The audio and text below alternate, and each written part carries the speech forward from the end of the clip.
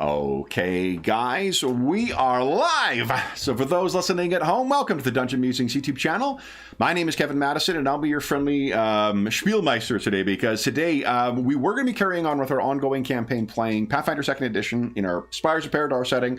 We found ourselves short-handed at short notice, and so I have decided to, I have offered, and the players have very generously accepted my excuse to return to a current favorite of mine, and that is the Ulysses Spiele published The Dark Eye role-playing game, also known as Das Schwarze Auge.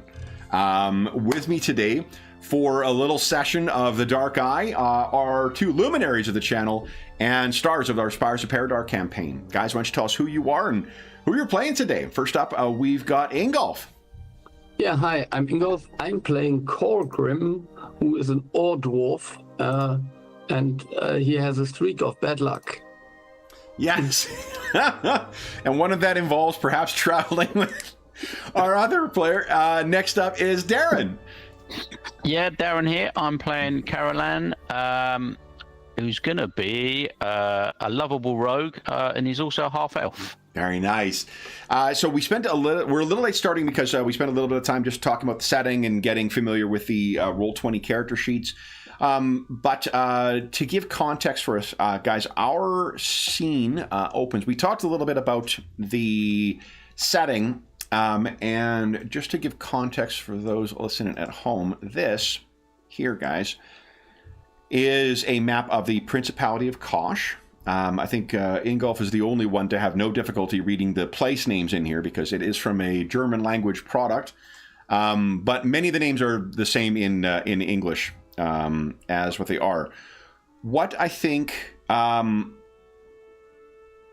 you're an ore dwarf. That's right, Korgrim. I don't think the backstory said where necessarily you were from. So why don't we say that you are actually from the community of Koschim? Because Koschim has had some quite challenging developments in the past few years.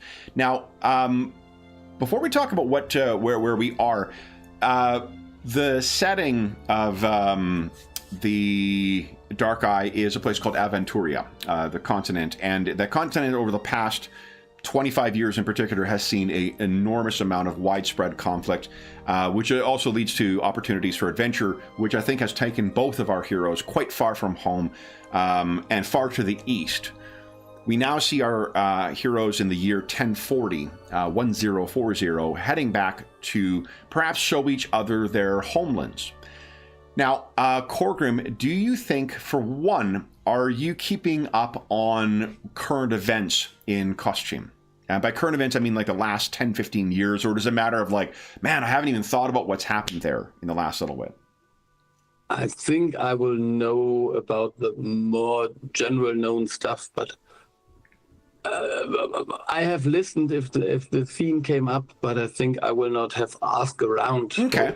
So why don't we leave it to a dice roll then? Give me a sec here. I'm going to get.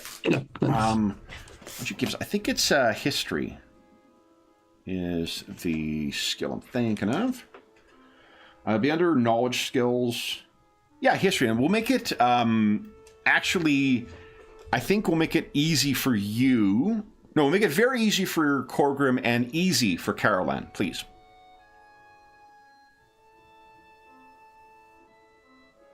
Okay, so Korgrim, that's a pretty impressive 20. Yeah.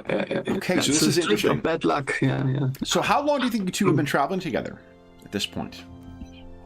I don't know. I think... like maybe a couple of years, you think? Or Yes, I suppose, yeah. It's a big place, isn't it? Yeah. Okay. So it's been a few years that you guys have been together, and now you're on your way back. And one of the things that Koschim, or that Korgrim could tell you is that Koschim is as far as the Dwarven principalities are concerned, the Dwarven settlements, the Principality of Kosh itself is one subunit in the overall Midden Realm, the most powerful empire on the continent. It is a successor kingdom to where you are from. The Horasian Empire was the original empire, and then about a little over 1,000 years ago, it fell. and then the Midden Realm, the realm of Raoul, is the successor kingdom to that. That doesn't mean it's been smooth sailing since then, but it's been a big thing. The dwarves, though, to give context for the ages, as it were, in this place, humans have been on Aventuria for around 3,000 years. The dwarves have been here for tens of thousands. The dwarves are enemies of dragons who date back to sometime around the 3rd or 4th age. Humans did not come here until, again, 3,000 years ago. The dwarves have been here for almost, if you ask them, as long as the mountains. They're the ones who picked fights with dragons very early on. The dwarves will say the dragons picked fights with them, but, neither of them are particularly, easygoing sorts, so really who is to say who is the truth here? The reason that's important is because Costume has been here for longer than humans have been here. The elven or the dwarven kingdoms that are in the mountains, they largely are independent from themselves. So when Corgrim talks about the, will you tell us, Ingolf, does Corgrim talk about his homeland, or would he have talked about his homeland in as proud of a way? Because Costume, before the event we're going to talk about in a moment, was what you would expect. There's massive tunnels that lead underground through the mountains themselves to other dwarven communities. They are rich. It's a source of stability and of pride. Corgrim is an ore dwarf, which is arguably one of the most traditional of the kinds of dwarves you would see. There are forged dwarves, there are diamond dwarves who lost their homes during the conflict with Borbarad, and there are the hill dwarves who have gone a little human, They're dwarves, so you can still accept them for that, but they are very human. How does Corgrim speak about his land of Costume? I think he's very typical in the sense that now that he's gone, everything was fine over there. But when he was there, everything was so bad, so that he had to go. But now, being gone and for some time, everything was much more rosy over there. So yeah.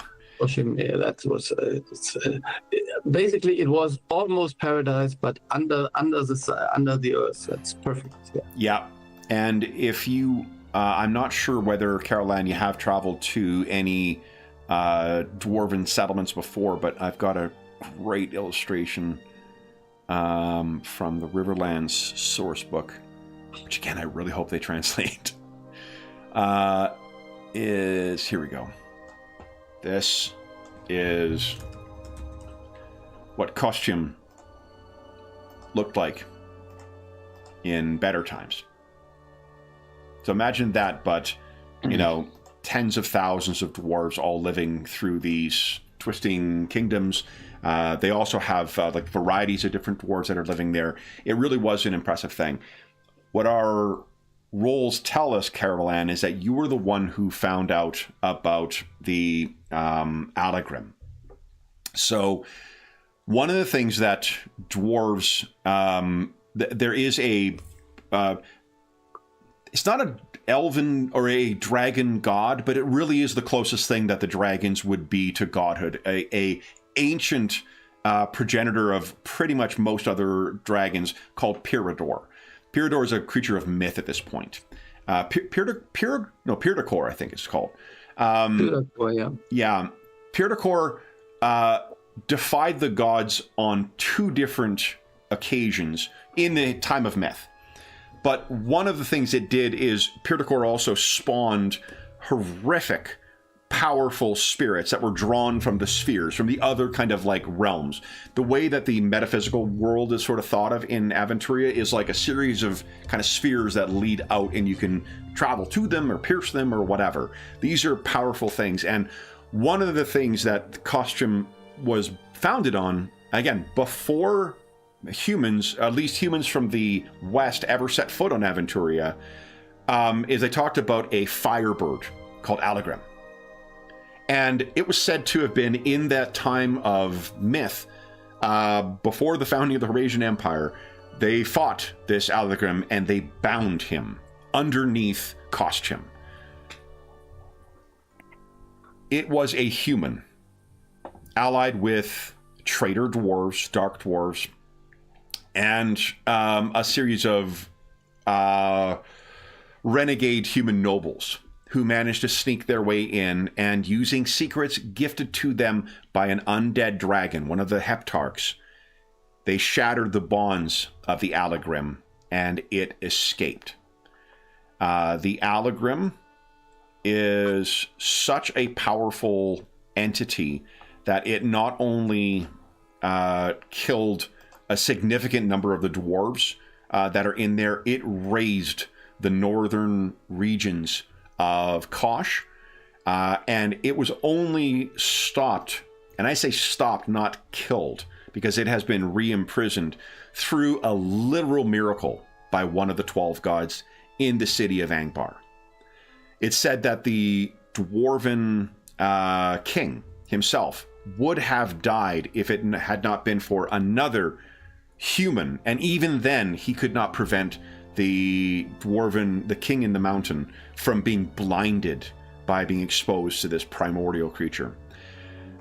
Costume is greatly diminished, and from what you hear, the northern regions of Kosh, which has been, like I said, idyllic and a place of refuge for so long through so much conflict, it is still feeling the impact of all of that.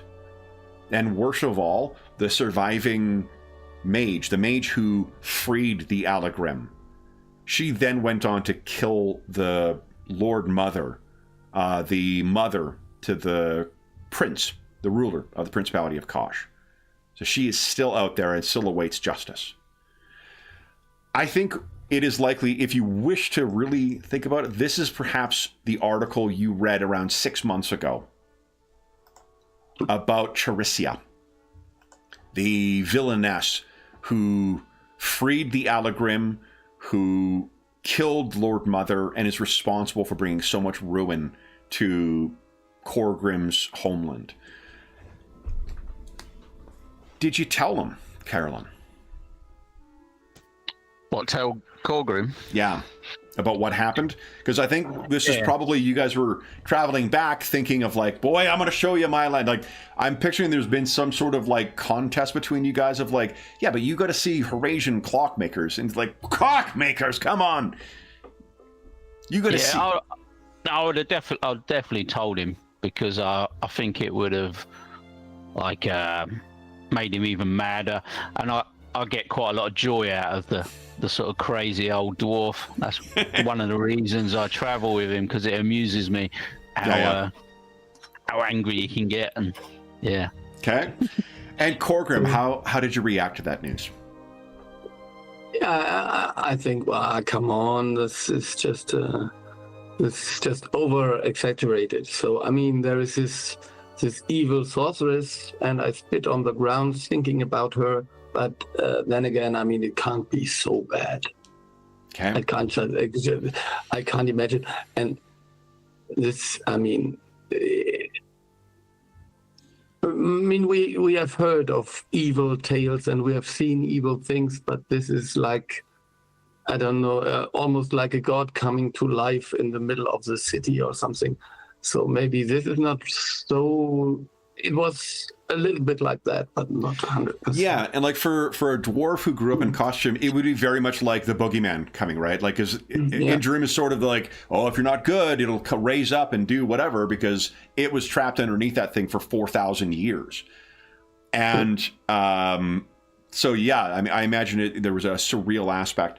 I think perhaps as you were starting to get into the Principality itself, I assume that what you guys did is follow the kind of the Imperial Road, or the that would lead along here down to Steinbrücken, and then have headed up here to Overangbar, and you are somewhere. In order to get up there, Vengenholm is sort of the closest principality to where Costume is, and the easiest way to get up there is to kind of travel to Vengenholm and then follow your way up without just, traveling. You could go through the foothills here, and because there's going to be, you know, mountain communities and whatnot that are in there. But the more you've heard as you've got in, the more you find that, like, there are bandits and, like, mercenaries who have fallen out, who have fallen to banditry, and it's rumored all sorts of terrible things. So what I've assumed is that you guys have taken that are lurking in those woods now. I've assumed you guys are taking sort of the safer route to go to Vengenholm and then head your way up. And our story picks up with you guys traveling from probably Rondastank, which is, Rondra is one of the gods of the 12 gods. She's the god of, like, honorable combat. She's kind of like the paladin god. One of the other neat things, I won't get diverted too much in this, but one of the neat things with the setting as well is that each of the gods has different varieties of worship. So though human beings recognize 12 gods, there's also a bunch of other gods that don't fit in that some human cultures follow. And even if you happen to follow the same god, there may be permutations of worship that are different and sometimes at odds with one another, which is, I think, really adds some complexity to the setting.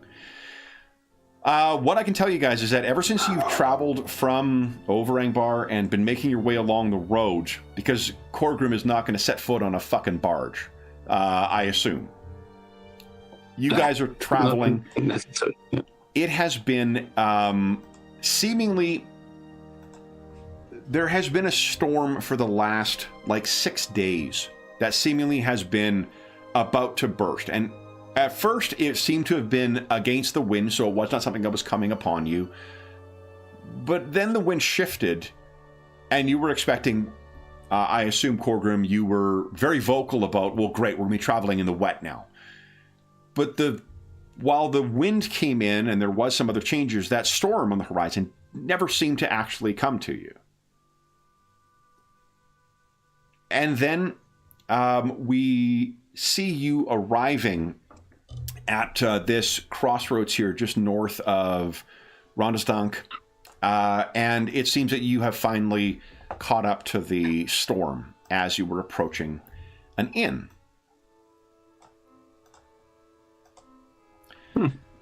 This is, like many of the roadside inns, unlike what you maybe have seen to the west or to the east of here. This is not a place that has, like, the fortified, you know, surroundings the way that, like, some roadside inns are. This, honestly, Korgrim, feels much more like what Kosh was like in your youth, or at least when you left, is that these places, they don't have any other protection or any other kind of, you know, obvious signs of keeping bandits or whatever else out.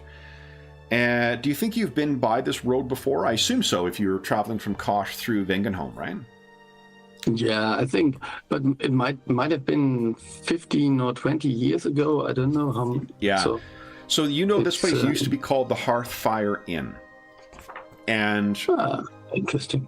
Why don't we see here?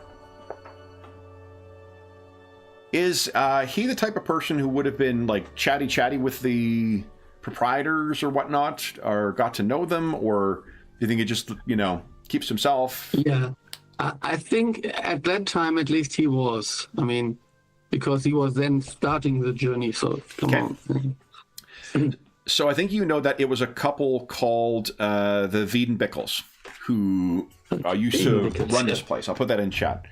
Darren, I know that you've got, you know, probably work with the guy with the last name Wiedenbickel, but, you know, let's just... Yeah.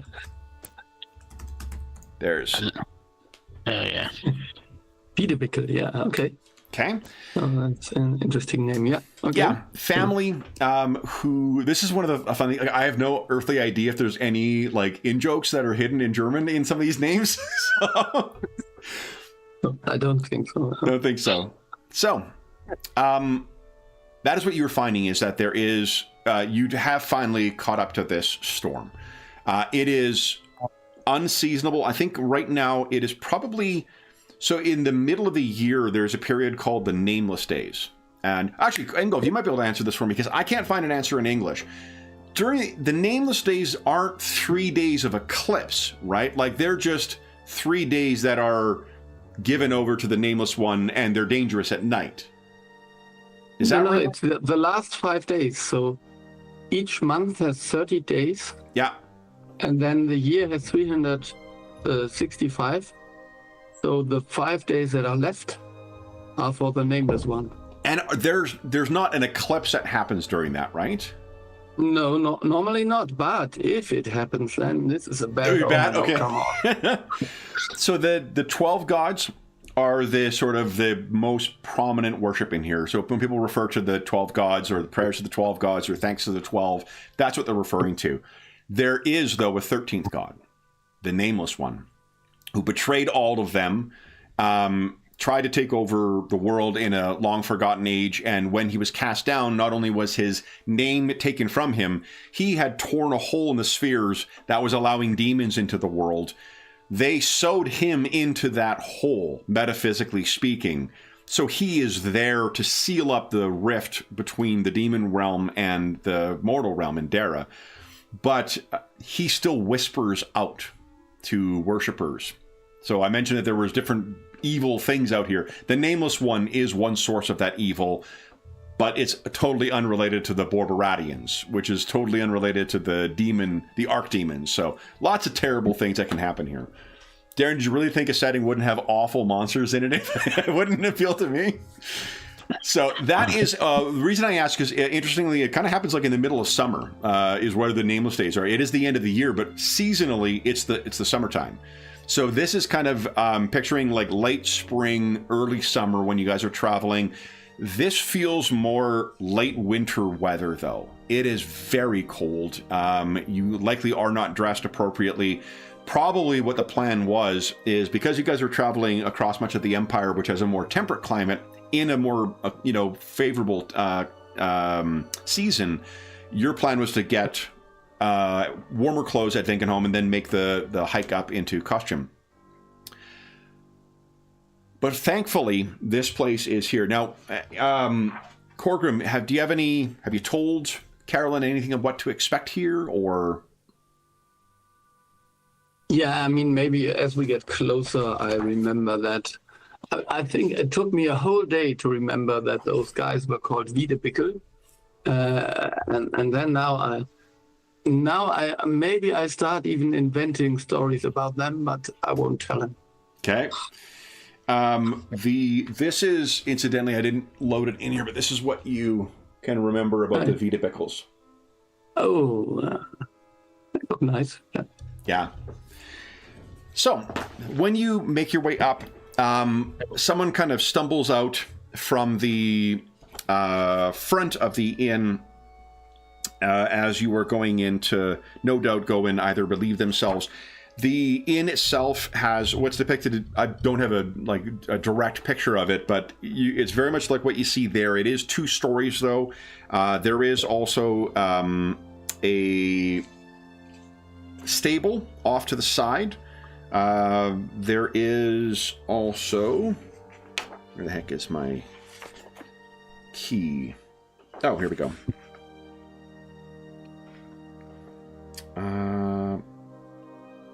Yeah, there's a stable, there's an herb garden, there is a separate dormitory for men, and a carriage house for storing any travelers or whatnot along here. So it's a fairly well-appointed place, and you'll be able to access not only a bath if you want. Neither of you have horses, obviously, because you're adventurers, and what adventurers start their adventure with horses? Come on. You know to expect some beer, and they actually will likely have some dwarven-made beer in here, too. So, as you guys go in, someone is stumbling out, no doubt, to make their way to the dormitory, having had their fill of drinks, and you make your way in. What you find is a relatively...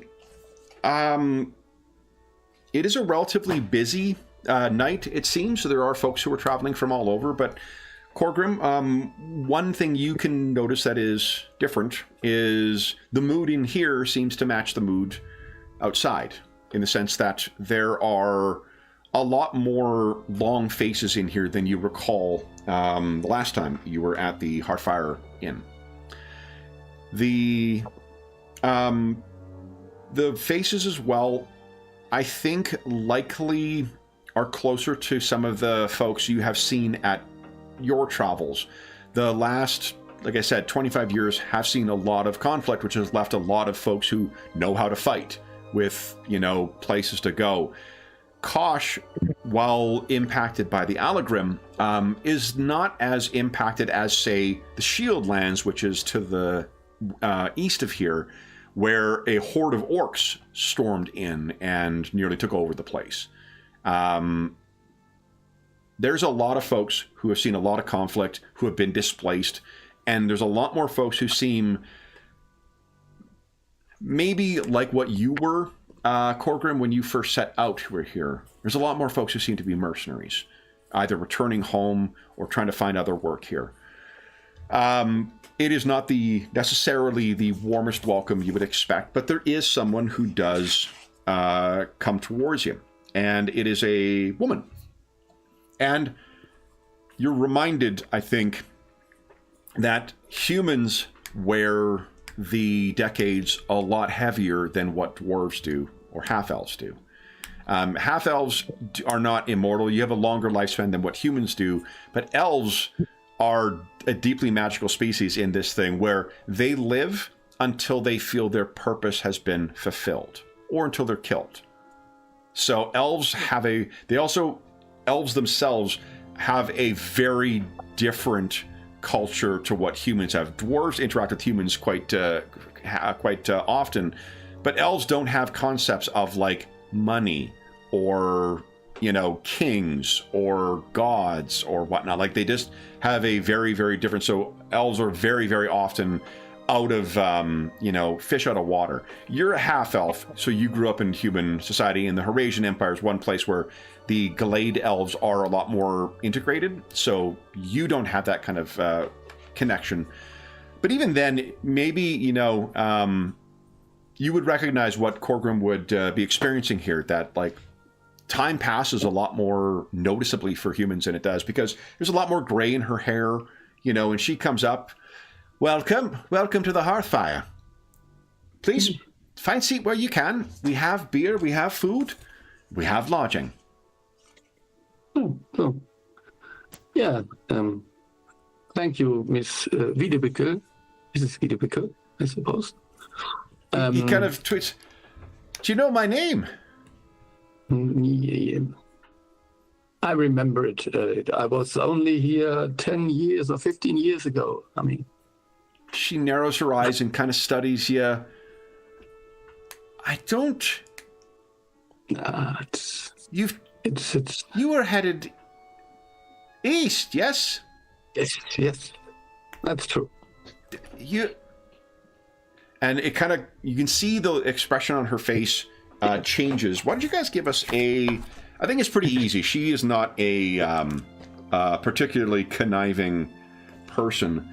Why don't you give us a empathy check, please, at very easy.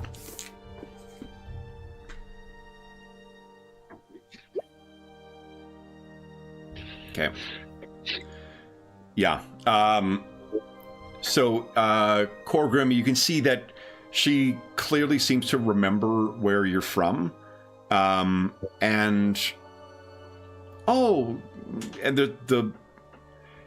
She isn't quite sure whether you've seen, if you traveled out east, then you may not have seen Costume of what's happened.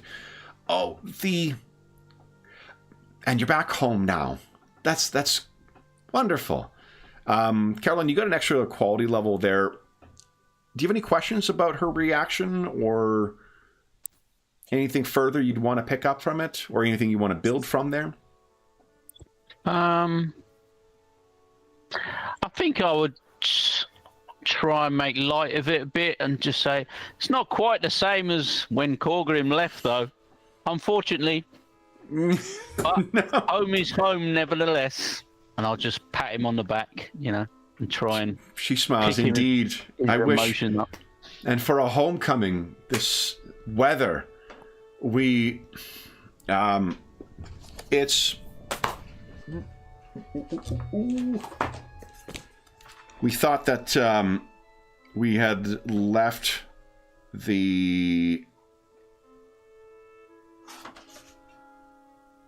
touch of Firun behind, but it seems that his daughter has not yet come.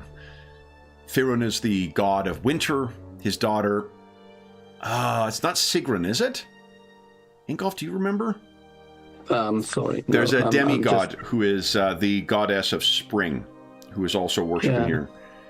So, I must say that one of the most annoying things in RPGs is if they rename days of the week or months. Yeah. Because you always have to remember them. And So Firun is the god of winter. She's just making reference to it being, and it is Ifirn is his daughter, the goddess of spring. She has not yet come. Ifirn, yeah. So she says, please, if you would,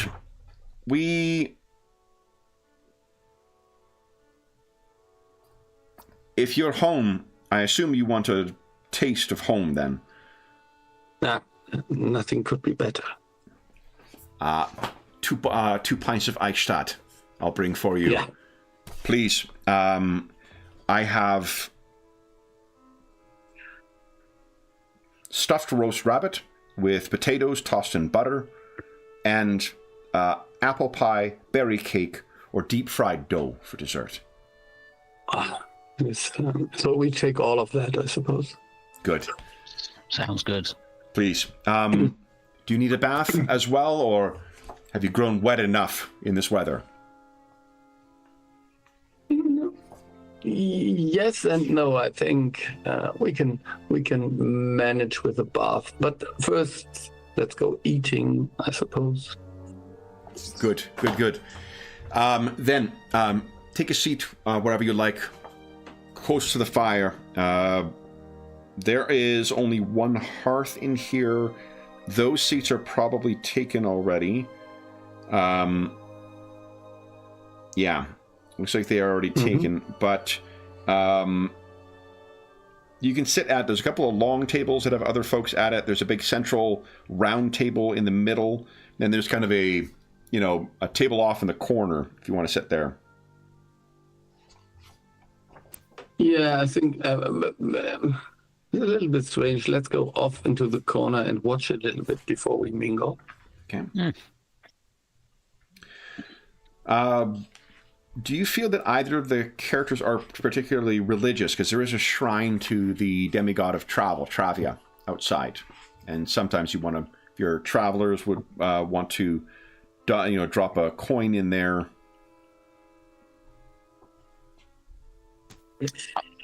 I think Caralam's probably more just, flies by the seat of his pants. His luck on a day-to-day basis hasn't really got any sort of religious followings or anything. So there is a god named Fex, P-H-E-X. Fex is the god of tricksters, thieves, those types of stuff. Merchants.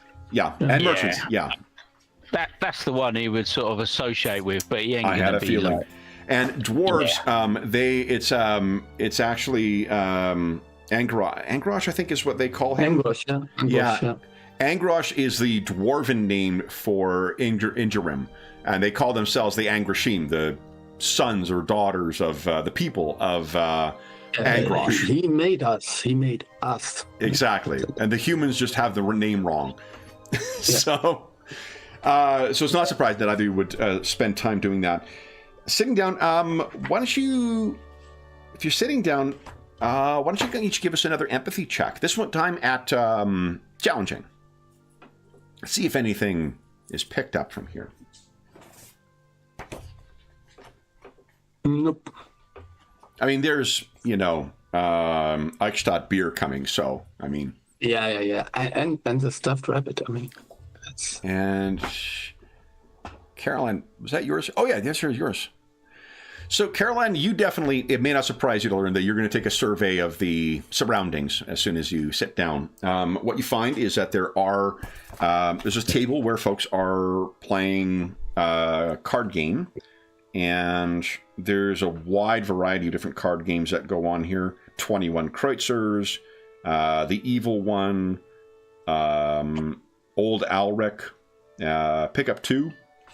You're not really sure what they're playing over there. Each of those involves making gambling checks.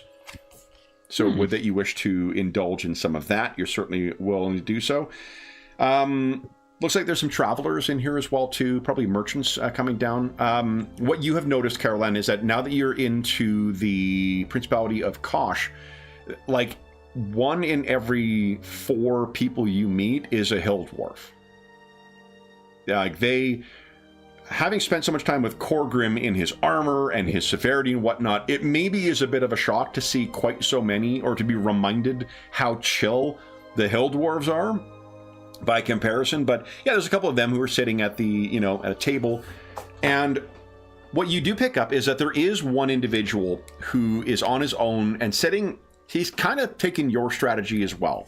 He is a human. He looks to be, from his coloring and whatnot, he probably is if not from here, from one of the surrounding areas, from either the Shieldlands or from the North Marches across the Kosh Mountains.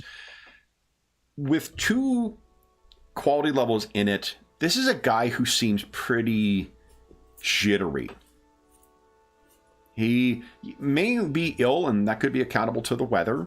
But he has that kind of like short, from the look of things, the waitress in here is the daughter of the owners. She looks very much like her mother, but a younger variety.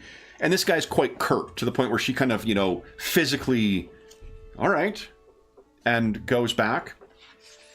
Otherwise, there's not really much else of note that is going on here. And does he sit on his own, this guy? Definitely.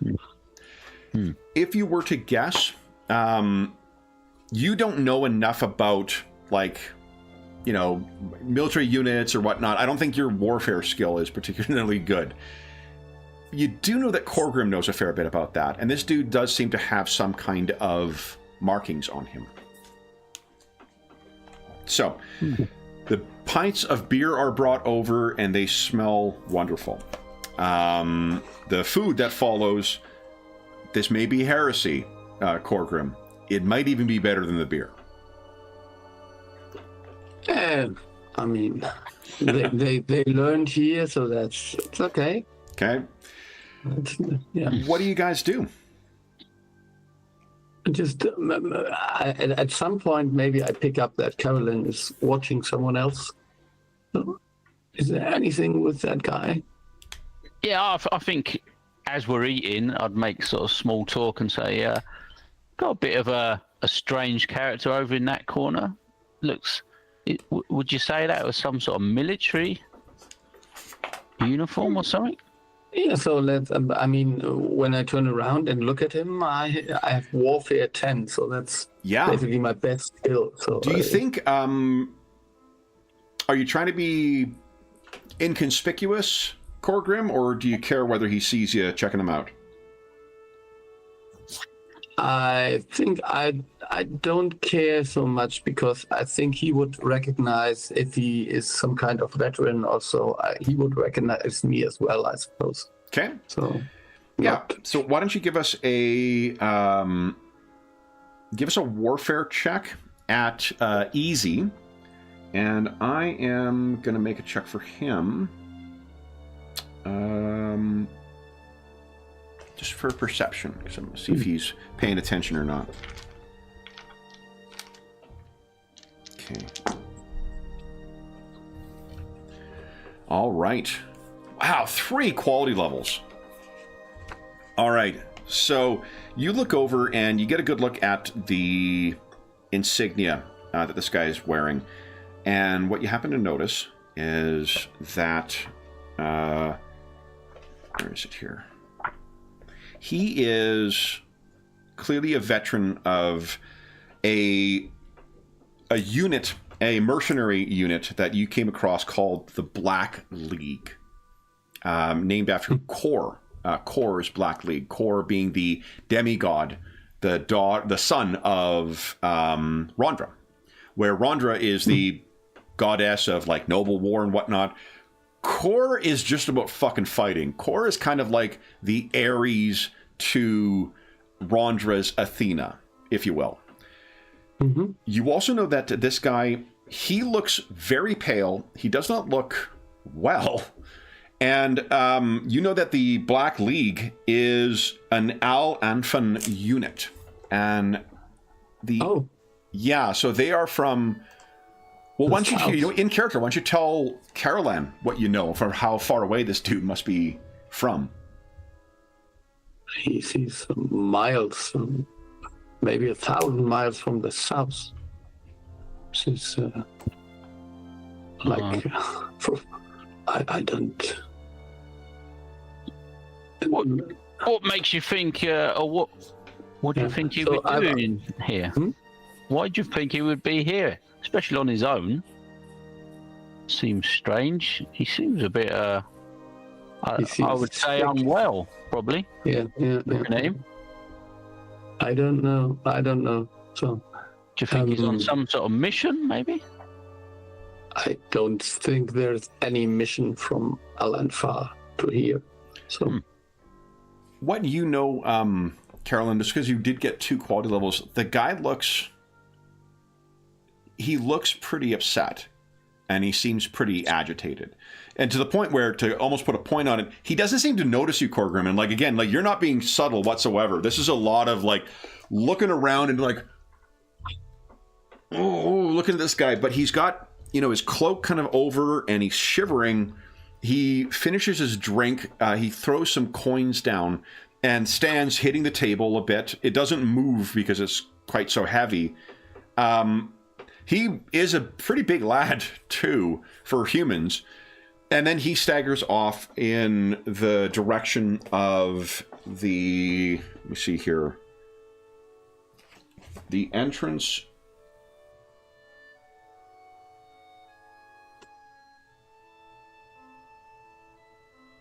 Oh, he'll have to leave the pub in order to go somewhere else. And either this guy is going to, the dormitory or to access one of the other private rooms, but he's leaving to go somewhere else. There is nowhere else. The illustration I know has a little village in the background there, but like there's nowhere else to go for miles in either direction. So he staggers out into the cold. The gust kind of comes in. One or two of the hill dwarves who are sitting near the thing are like, "Close the door!"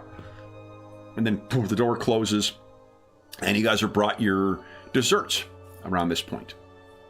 Mm-hmm. And again, the young girl who brings it to you definitely must be, the next generation of the Wiedebeckels. Yeah, so... Yeah, I think when she brings over the dessert, I think I'll say, that man that just left, is he staying here? He doesn't look very well for traveling if he's going outside. Why don't you give us a very easy... You're not being seductive, are you? I mean, I'd say persuasion, otherwise... Or maybe fast talk? Yeah, I'm just trying to get the information out of her. Because you're not bamboozling her. You're just being... I think it's probably persuasion unless you wish it to be seduction.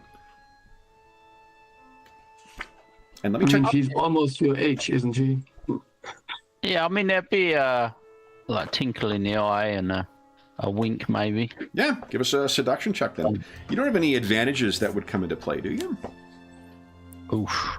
Let me take a look at your character sheet here. It's special abilities.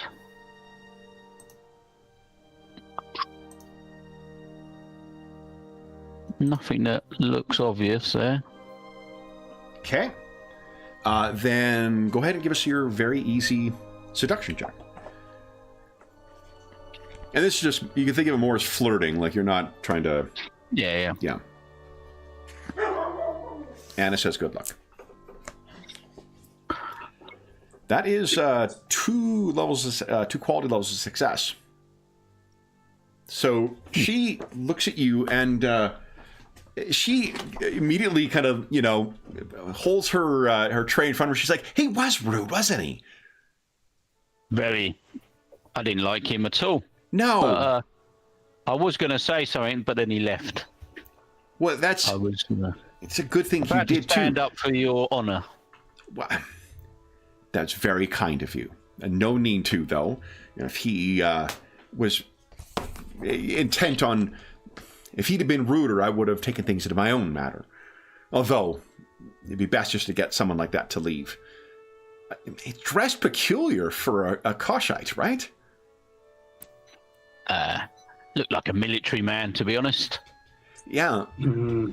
Very stern. What Corgrim was talking about when he was saying in Alanfan, so like the southern region is kind of more influenced by like North Africa, Middle Eastern kind of stuff.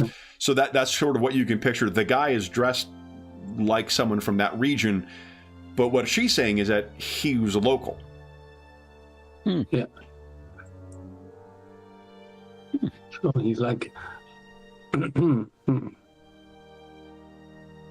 Peculiar. Anyway, he did look like he may have caught something, or he may have been ill as well. This late season weather, it seemed to come on us suddenly too. We were lucky enough to keep just in front of it before we found your lovely establishment here. So it's you we have to blame for the weather then? It's him. Yeah, man. And I'll just point a call. She laughs. Don't tell anyone. I'm just. It's just. Where are you two from, anyway? Oh, far to the west. Originally, but we've been traveling from the east. Are you Eurasian? Originally, yes. Oh, I've always wanted to see.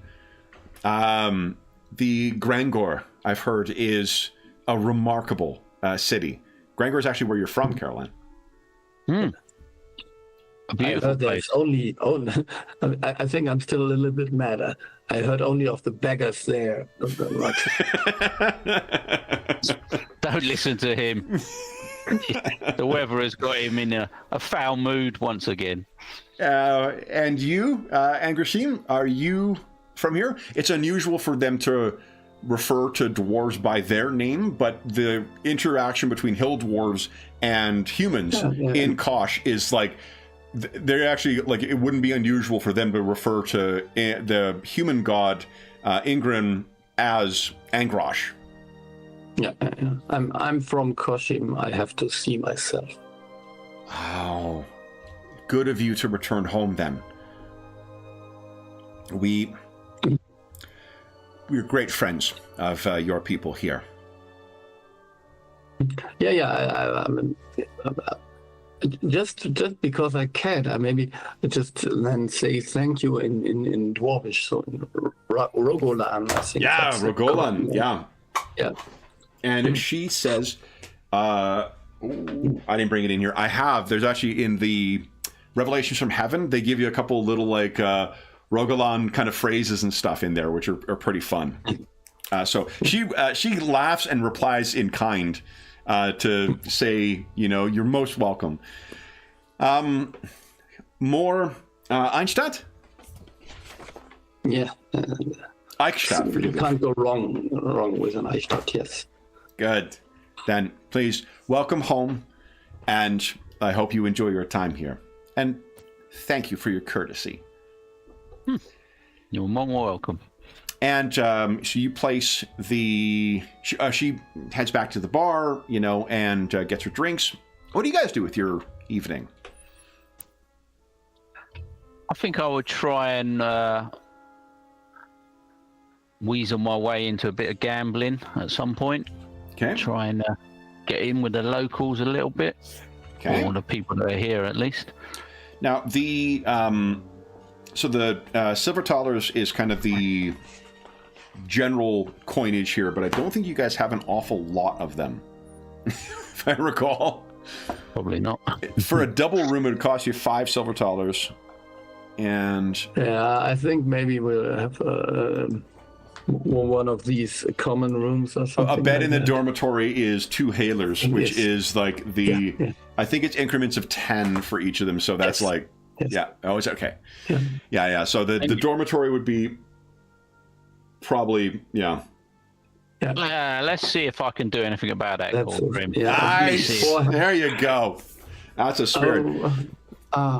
Yeah. So, in Corgrim, what are you going to do?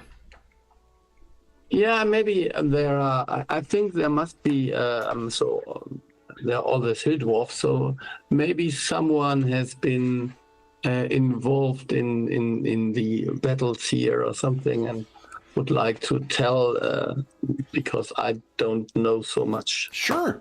Why don't you give us a carousing check there, Corgrim?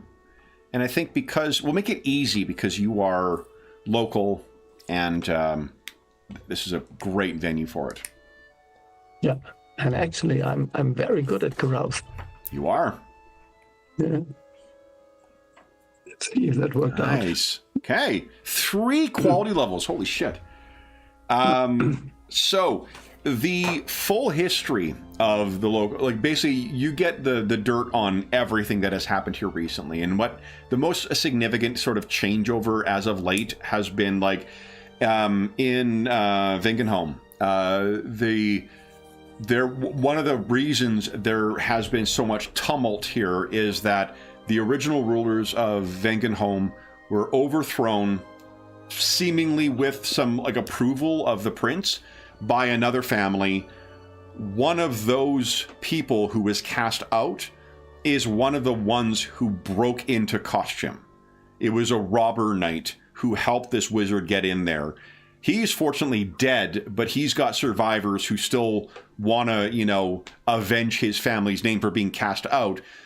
But the guy who cast them out is now dead, and his brother is now in charge of Vengenholm, and he seems a lot nicer and a lot less part of this. So you find this situation where there is a ruler in Vengenholm who's dealing with the aftermath of the Firebirds attack, who also has another family that still has a lot of animosity towards him, but it's really because of his evil brother, not anything he's done. So it's just a really lamentable circumstance. Mm-hmm.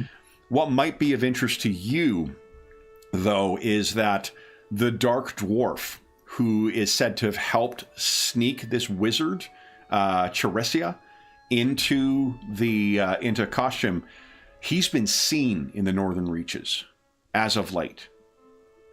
Mm. Now, he was in service to that family that was cast out, and he fought alongside the robber knight who's now dead, so it's a surprise that he's alive. But there's talk about, like, peace has still not come here. And there still may be those who are loyal to the old family who still want to cause trouble. And with him arriving back here, that's bad news. And any Ore Dwarf or Forge Dwarf who has a connection to costume would feel, well, I imagine you could tell us how you feel with respect to the person who helped free the Algrim in the first place. Algrim. So, how does all of that go over with Corcoran? Yeah, I mean, it is sad to hear the stories of all the destruction that has been going on, but it's even sadder and maybe something to be a little bit ashamed of that one of the fellow dwarfs was, he was a dark dwarf, but nevertheless, he was one of my kind in a way, and he was at least partly responsible for this.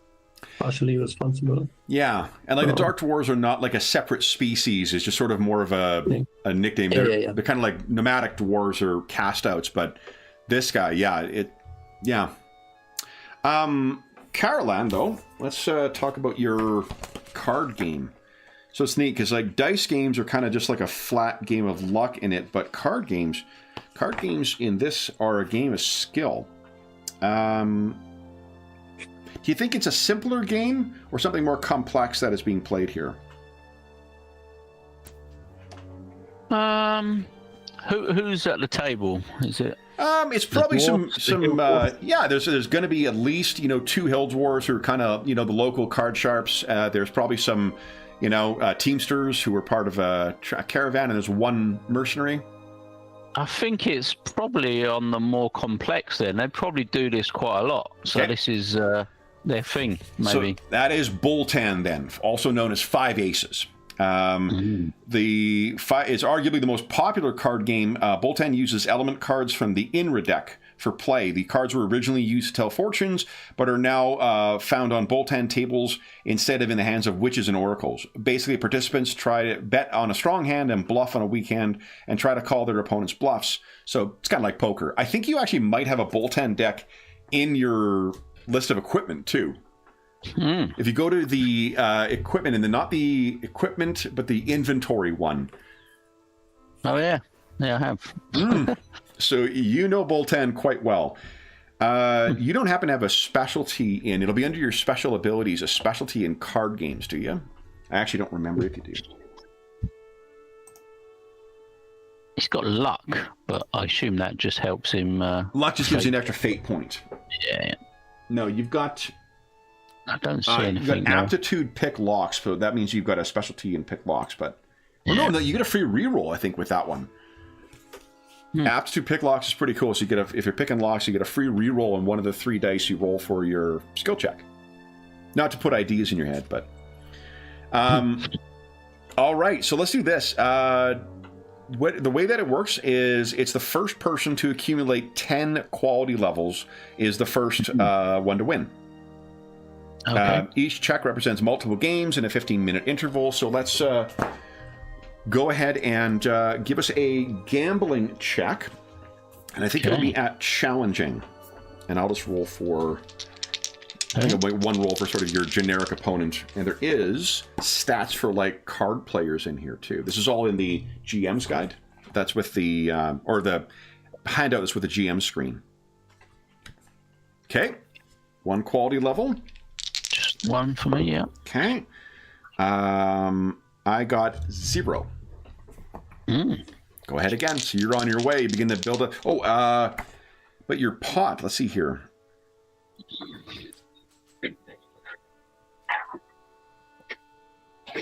So that tells us how much you get a stake.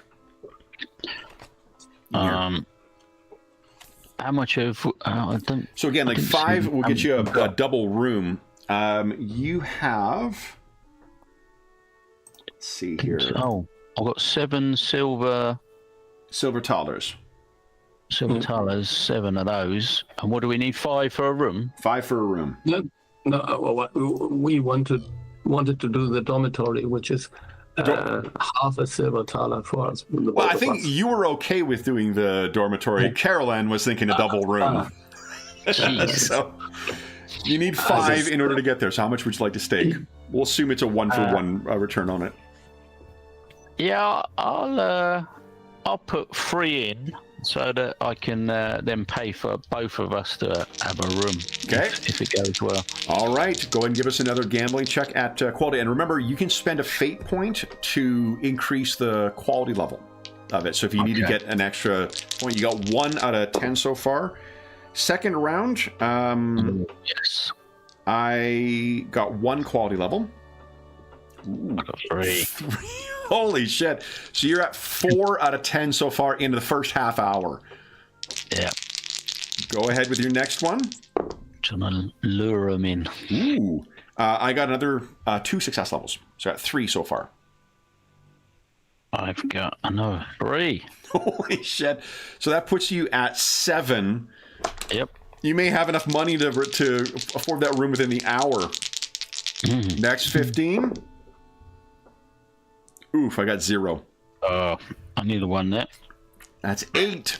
So this is your first hour. Here we go. Big money.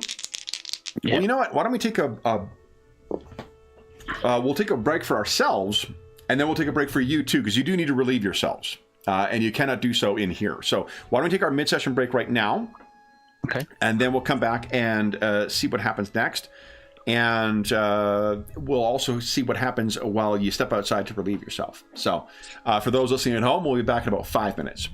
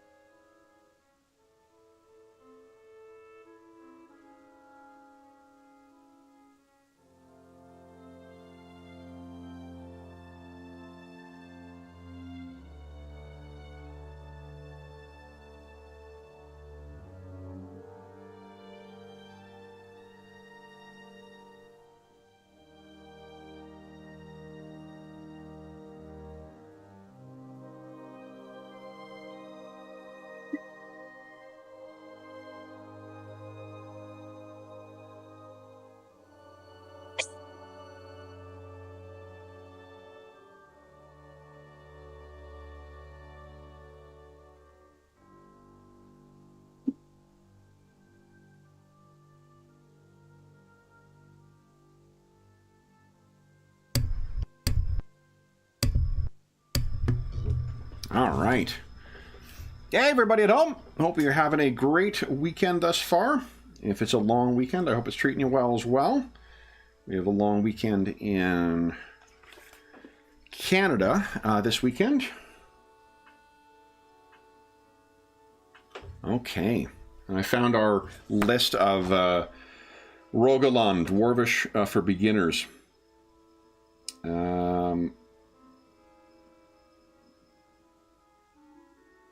Nice.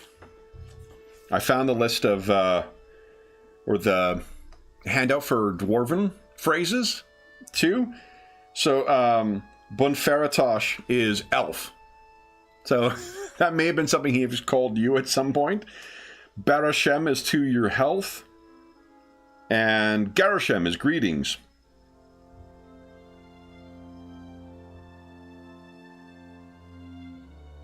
Dorakash is enemy.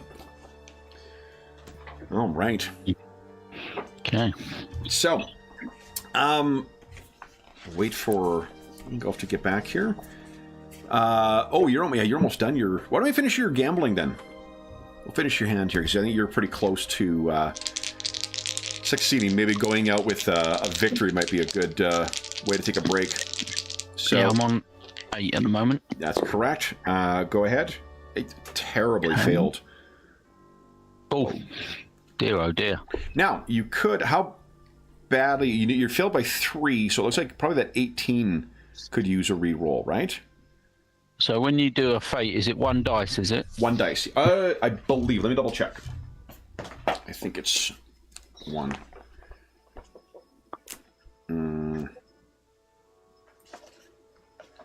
Yeah, it's either 1 or, here we go. Using fate points. Act first, defense, raise quality level.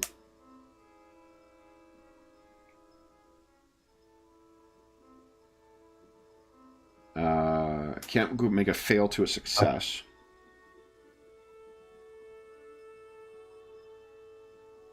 One fate point no matter how many you wish to re-roll.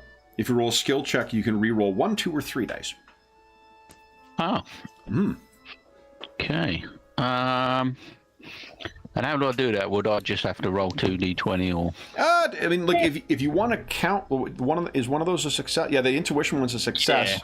Yeah, just roll. I was going to leave that one. So your sagacity is a 12, so you could just roll 2d20 and just roll 12 or less. Okay. Yeah, there you go. Which means 7 skill points. That's 3. That'd be 3 levels of quality levels of success. So in your hour and 15 minutes of gambling, you have returned 3 silver dollars. And you didn't roll any critical fails, so you haven't pissed anybody off. I think I shall be upgrading our rooms. So you can go and speak to the proprietress, Madam, I don't remember her name, Vita Bickle. Mm-hmm. But perhaps you'll step outside first. Yeah, it's been a lot of drinking while you've been talking and gambling. Oh, yeah. And when you step outside, it's kind of obvious it's up against the men's lavatory or the men's dormitory. I was checking to see if there was like an outhouse. And I do not see one. Yeah, on the picture maybe, but not. Yeah. Oh, yeah, there is in the picture. There probably is, and then let's just say that that's sort of where you're heading. I think that's on the left there. So you are over there. Give me one moment here. Grab one thing. What's Carolyn's mood like at this point? I think always pretty upbeat. So always seeing the positives. Like I say, missed the worst of the storm. Just come across this inn just in time. Bit of gambling, going well. Yeah, normally pretty upbeat as much as possible. Nice. Okay. So you step outside and you're reminded that you're not dressed for this climate just yet. And you race over to the outhouse. You take care of your business. And it is when you are walking back that you happen to see something out of the corner of your eye. It very easily draws your attention, though, because there is a faint glow of light. And let me see here.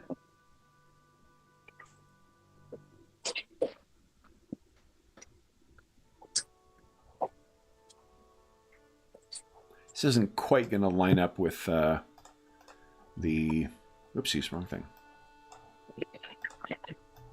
With what I had in mind, but it'll still give you a sense.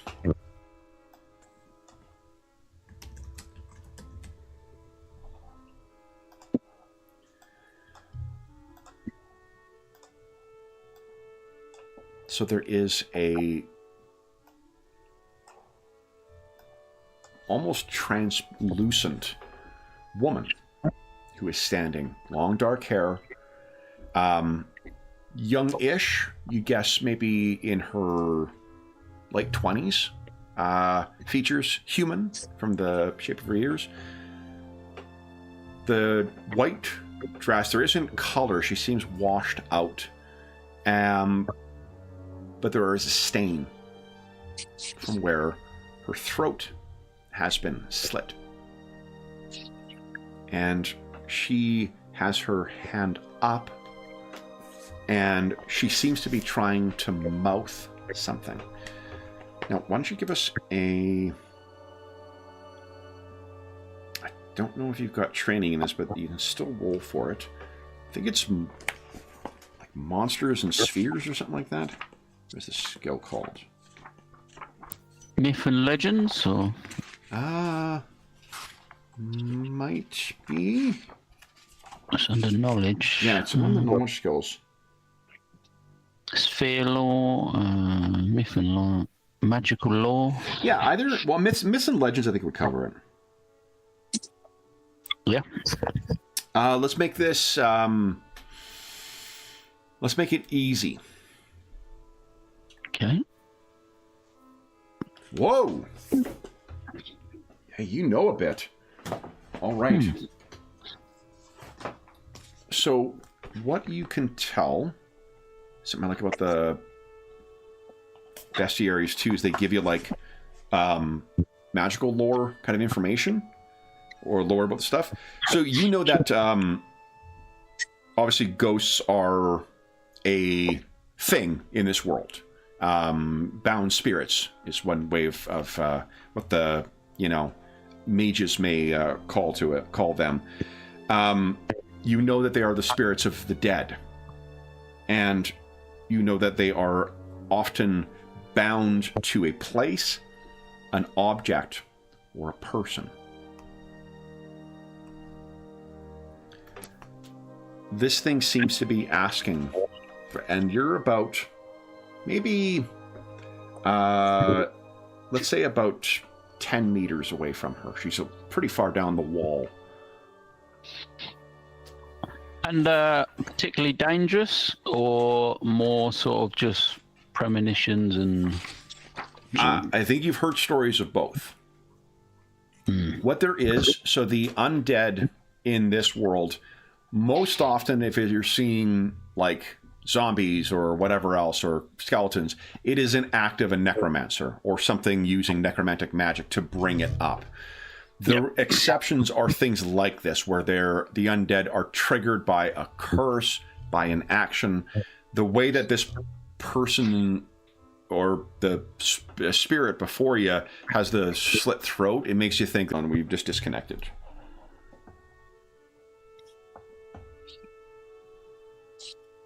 Oh, and it says it's reconnected.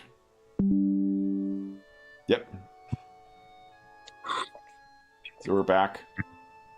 And I think the stream wasn't interrupted. Yeah, I can see you guys moving in there. Yeah. So, Corgrim, what you saw is Carolyn just came away from a table of very unhappy gamblers, has stepped outside to go to the washroom, and as he's coming back, this is what he has seen outside. Okay. And I was worried that the other gamblers might... He's been killed? No, prepare some kind of surprise. So I was watching closely, not that one of them cheats or something like that. If you're doing that makes sense. Maybe you're watching and like Carolyn's been taking a bit of time coming back in. Maybe I should look after him. I will just go outside. So if you step outside, you can see Carolyn is on his way back from the washroom, and I think you see where he's looking, and sort of as you go over, you see precisely what he has seen. You can give us a myths and legends or magical lore check if you'd like. Mm-hmm. See if you can add anything further to this.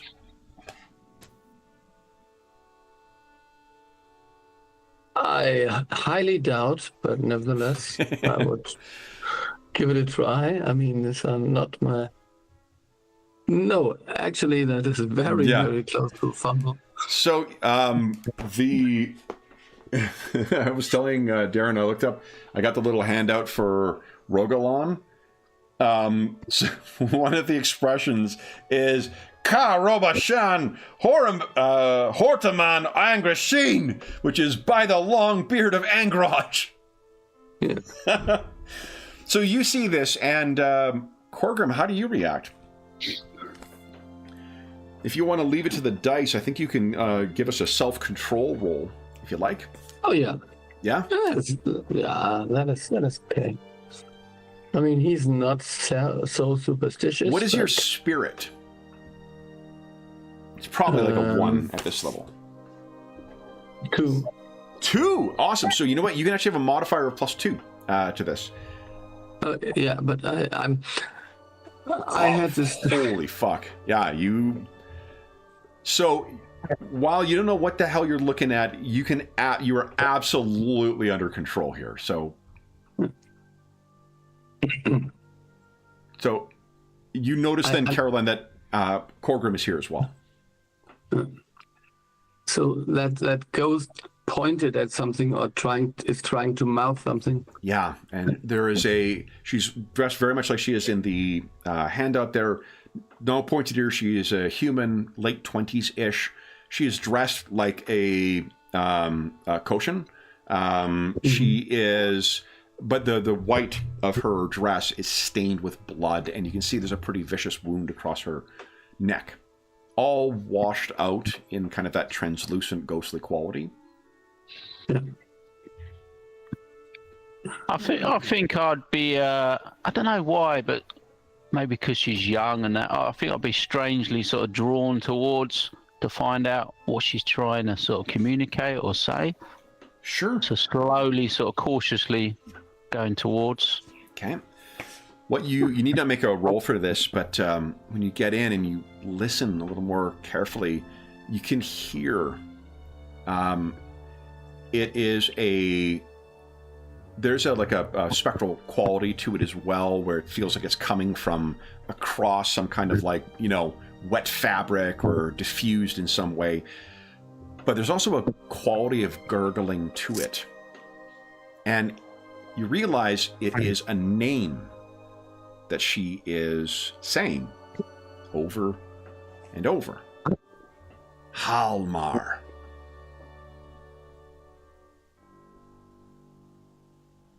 And the inflection of it is of terrible sadness. Well, so does she look angry when she mentions a name, or sad as she's mentioning it? Sad. I'm assuming you have not interacted with her yet.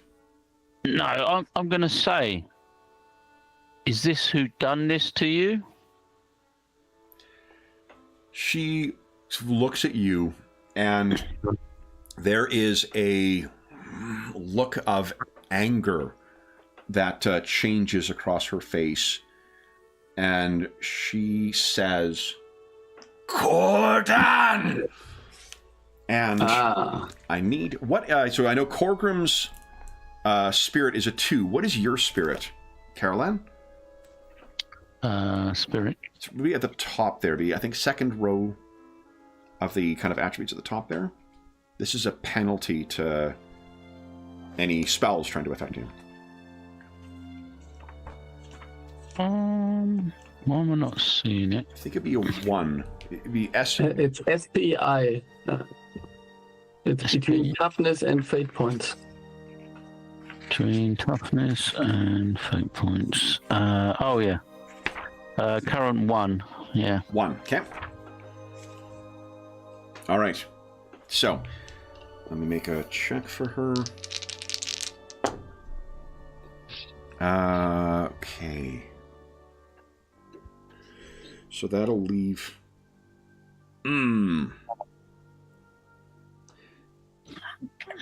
So as she hits you, would you go to your conditions or the states tab and put yourself at fear 2, please? Okay. And there's probably a natural reaction to having some dead person yelling at you that would trigger an element of fear, but there is something deeply unnatural about what has just happened to you. You are scared, -2 to all checks. She didn't physically touch me, she just sort of screamed, shouted, and there's something that hits you. I expect you've been affected by magic and by liturgical prayers before.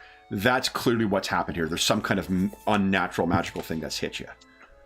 And Corgrim, you can see Carolyn probably stutters back 1 or 2 steps as a result of that. Mm-hmm.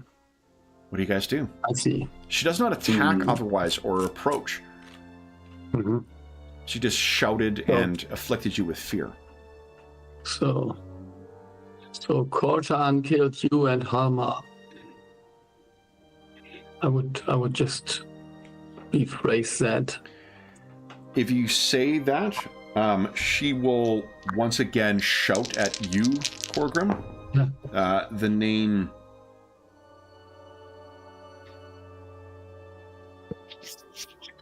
Cordan. Cordan. Yeah. I got the name wrong. And you were... Okay. So you are hit by a wave of it as well, but not nearly as badly as what Caroline was struck. No doubt you're dwarvish. I think you've got like a resistance to enchantment too, don't you? Yes. I'm difficult to enchant, yeah. What does that do? You maybe click I on it. think that only raises my spirit, but I'm not sure. Wait a minute. If you go to special abilities and you click on the little like thing, it should display it in chat. Spells that use toughness or spirit. Oh yeah, I could to put it in the chat. That would be nicer. Yes, let's see. So awesome. Yeah. Okay. Yeah. So that's even less. You are hit by this, and you can feel the magical fear take effect. But let me see here. It will only affect you. Here we go. Yeah, 12 seconds of fear. For you, Caroline, unfortunately, it is going to be like 10 minutes that you're gripped by this. But she repeats the name back to you, Corgrim, and what do you guys do next? Yeah, we understand. We will find him. And then I think we'll move back. Yeah, I'll be moving back, getting behind Corgrim. Don't say that name. And So, I'll be sort of nudging way back in towards the inn. your fear passes. As you guys back away, when you say that you will take care of him, she seems to fade from view.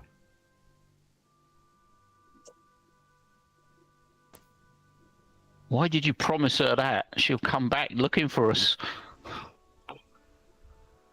I suspect that the fellow we were meeting earlier is called Cordan, and he has been haunted by this ghost.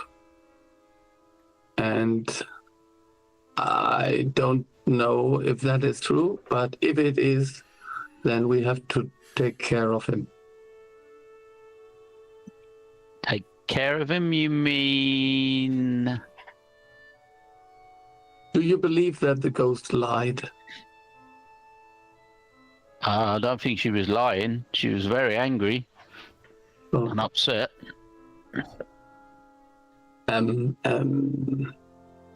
Just let us talk to him, and we will see what we find out. Maybe we could ask that pretty young girl if she knows his name. Yeah, we could, but we could try to find him as well. That would be easier, wouldn't it? Well, wasn't he staying here? I think there is only very limited space where he can go now in the middle of the night, and I look around and there's nothing left here. Yeah, so, pitch black. And the snow is coming down still. Oh, I thought you said he'd come out to go to another... In order to access the dormitory is a separate building. In order to access any of the rooms that are staying in here, you have to go out of the bar and then into there separately. Was that what he did, or he left presumably to go to one of those two places? Yeah. Yeah. So let us just. I think you are right. We have to enter again because I think you have to finish your game. Otherwise, people will be upset. Oh no, that's all over. Flashes 3 silver dollars. Yeah. Okay. Yeah, the upgrades are on me. Okay. What do you guys do next? It is quite cold out here. Yeah, and then let's go to the dormitory and hope that we find him, or otherwise we have to go back and ask where his room is also. I think I'll ask the young lady when I upgrade the room. Okay. I'll say you haven't put us next to that sort of ill-looking chap, have you? Okay. So if you go in and, I mean, you're still, for 10 minutes, you're still afflicted by this fear. So even. I think I'll wait for that to fit. Yeah, to wear off. Yeah, so you can take that off. And I think, like when if you like turn an ankle or something like that, and you're waiting for it to see like how much is this going to hurt, 10 minutes is a long time. So I imagine there's a time where you're thinking of like, is this like, when is my heart going to stop racing? When is my hand going to stop shaking? I think it'd just be slurping at the beer, like trying to sort of comfort him or give him a bit of that. Is what Scotch courage. Dr. Liquid courage. Yeah. I think, Well, that Eichstadt, it's funny. We're not going to roll for it too, but there are rules for alcohol consumption in here too, because you can get the stupor condition if you drink too much. Yeah. There's also, I mean, you could cure such afflictions with treat soul, I suppose, but I'm not trained in that. So exactly. Yeah. That's a really good point. Because there's neat ways where you can you can, if people are treating with different conditions, there's rules for the things you would expect there to be rules for, which is something really, really, the game is clearly something that is built on a bunch of previous editions and a bunch of ideas from other games where if you think of something, it's like, oh yeah, no, there's a rule that will resolve that. So anyway, enough showering praise on it. After some time, Caroline, your hands finally stop shaking. The gamblers are like, well, you're not done, are you? You got to give us a chance to win back some money. Yeah, I guess that's only right. Are you scared? Because you can see your hands still shaking. My friends, no. To be honest, I felt you'd probably had enough. You didn't seem to be up for the task. I didn't want to say it, but I'm happy to take some more money from you, of course. What do you think? Is this fast talk or is this persuasion? Maybe just bigging himself up. I guess that's fast talk. Okay. Really, isn't it? Yeah, go ahead and give us we'll make it challenging because it'll be contested against their self-control. Yeah. Fair enough.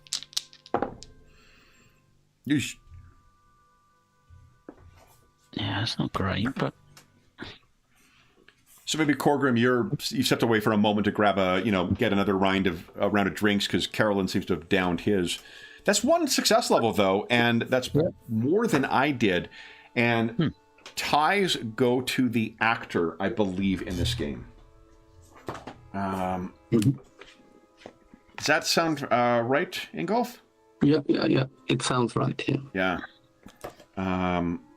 Look it up because I won't forget it again. Competitive check. Here we go.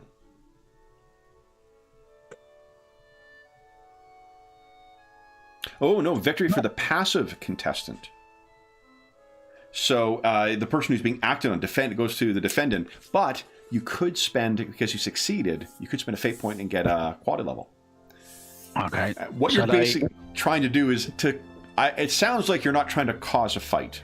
But what I'm rolling no. Okay. But, yeah, I should do that then. Okay. So I should spend one fate. So they, it's the Teamsters who are the ones who are trying to drag you back. The Hill Dwarves are happy to play with whoever, is there. They're not going to take your money, they'll take it from someone else. But when you say that, you'll be happy to take their money, they kind of look at one another, they're like, well, all right then. Come on. Yeah, and that takes his mind off of this ghostly thing, and it's like, oh, back to business. Yeah. So, and I think enough time passes. Yeah, so the fear does finally pass, so you can take those conditions off. And Corgrim returns with the drinks. Carolyn looks like he's about to get up and rejoin the gamblers. I think maybe... And maybe I have to clear my throat and just look at everyone at the table and say, I think we have seen enough gambling today, and tomorrow is the next day and a new day for more gambling, but today isn't right for gambling anymore. Go ahead and give us intimidation. Wait. Oh, go ahead. Yes. Yeah, I was just... just wanted to ask if someone would disagree with me in this thing. So intimidation, yeah. That's intimidation at challenging, please. At challenging, yeah.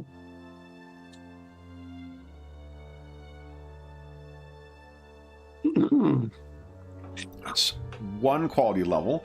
So here's the thing we looked up. When you spend a fate point, you can re-roll as many of your dice as you like or not like. Yeah. So, like, for instance, because you used 8 in order to offset that because of your charisma largely. Charisma is, yeah. Or you could increase the quality level. Their self-control was a 1, so you would need to spend a fate point, or you need to re-roll to try and get another quality level. Yeah, no, I just get another quality level by using a fate point. Okay. I suppose. So maybe Corgrim just puts his hand down, and then kind of they tighten on the chair, and you can hear the wood kind of straining, and they all. Well, no, it was fairly won. So no, come on, and they all kind of muttering head back to the table. They want no part of whatever Corgrim has on offer there. And you look down, and Carolyn seems to be trembling less. Some color has come back into his cheeks. He's not as shaken as what he was before. Yeah, I think I will just grab him a little bit closer. Well, come, follow me. We'll sit, and then you'll drink, and then we'll go to the dormitory. Okay. Maybe tomorrow. Dragged away. So another pint of, or a couple pints of Eichstadt is before you, and if we see the waitress again, maybe we could ask for the room. Yep. Yeah, I'll ask her about ask if it's possible not, or ask if she's put us next to the ill man. She says, did you need something else? Hungry still?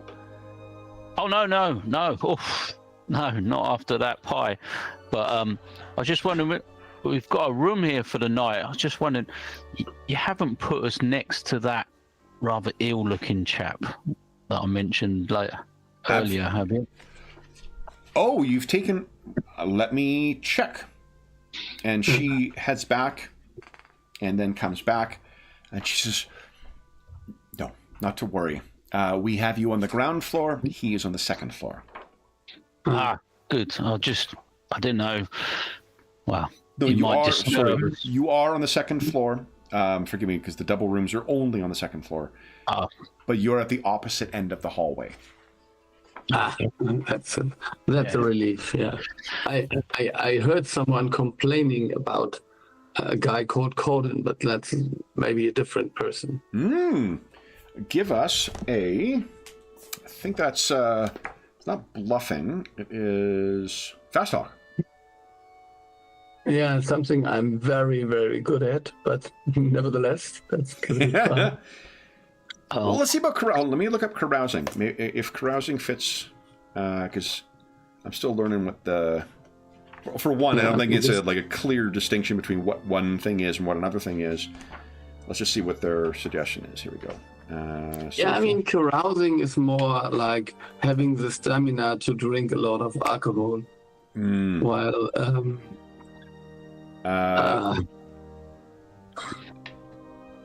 so fast talk is sweet talk, begging, manipulation, provocation, subterfuge. That all sounds probably right. And the persuasion, conversation, debate, oration, provocation. Yeah, so it's probably fast talk. Yeah. Or, I mean, I could, yeah. What do you think? The only thing is I could use maybe etiquette, because I'm a little bit better on that, just being very polite and formal. It's rumors. Is one of the applications of etiquette. Although the thing is, you were incorporating an element of untruth into what you were saying, though. Yeah. That's why I think it's still fast talk. So. Yeah. That's perfect. And you can make it. at easy because, well, actually, make it very easy because, for one, you've already kind of made this girl is, sweet on Carol Ann, and secondly, gossip is a big part of her job, right? So Yes. But nevertheless, I still managed to fail. you only failed by 2, though. Yeah, that is 17. That is only intuition which failed. Yeah. So I guess if I re-roll the 16, but I only have 1 fate, but no fate points left. That is, Who's the tight-fisted GM who's not awarding fate points here? so Jeez. I'm out of luck here, which is just too bad. Is there any sort of assisting in this? Yeah. Or Yeah, absolutely. can I try and sort of Let's see here. help? All the skill rolls were helpfully at the beginning. Doesn't assist just change the quality levels or something? Let's see here. Cumulative group checks. No. Here we go.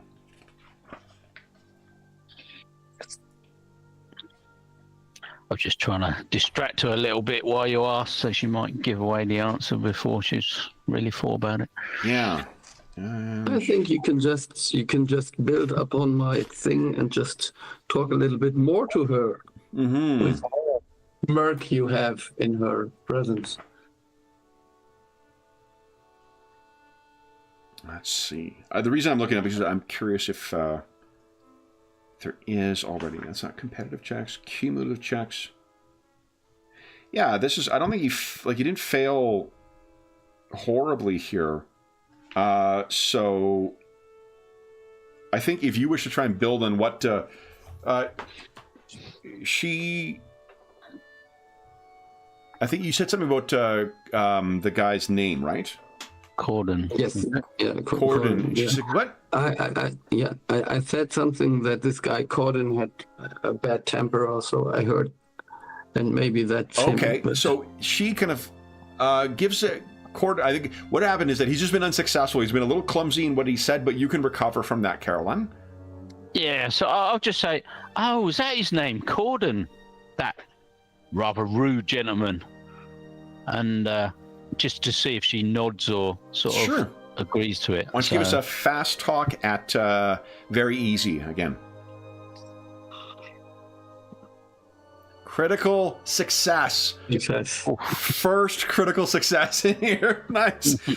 So, she will tell you, first off, she says, his Corden, his name is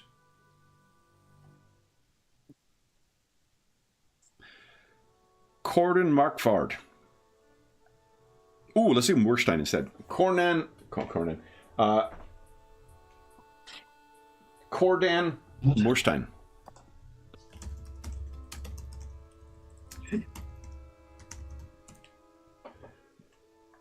And Moorstein, okay, so what she says, I don't know what, yes, rude and dressed up like a fool in this, I was too young, but I knew his brother, and the Moorsteins are two, they're from, what is it called? Not Rondrabad. Rondrastank. They're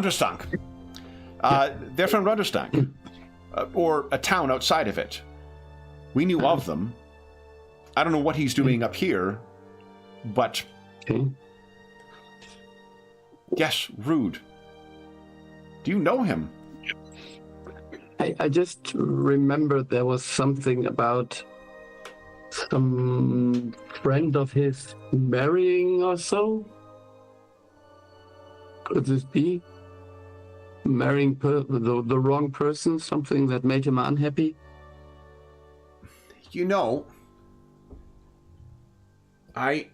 It's funny you mentioned that. I think that that might be why he's here. Lana Hassenfuss. she's not Hassenfuss any longer. She's Buckfold now. Because she married Halmar Buckfold. Ah, Yes. how nice. Oh, yeah. That's... Yeah, I just knew her when she was such a small girl, but She knows, again, from your role, she knows you're lying, but she's okay with it because she likes spending time with Carolyn. So Yeah. the critical success is offsetting whatever bullshit you're pulling. But she says, yeah, no, that's that must be why he's here. And also must be why he's so long-faced. If he was sweet on Lana, she's been married to Halmar for 6 years. They have a child. oh, interesting. Yeah. Anyway, well, You don't know the child's name by any chance? yes, a daughter.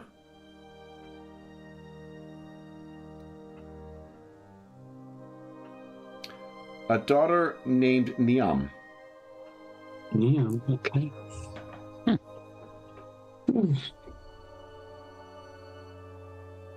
You don't... That must be... And, if he was sweet on her and only found out coming back, I imagine... And she kind of, spares an eye over at Corgrim and then back to you. It's difficult coming home when home has changed so much. We've seen a lot of that lately, so perhaps his rudeness has a purpose. It is true, but still, nevertheless, there's no need to be rude to such a lovely young lady like yourself. She flushes, beet red. I should check and make sure that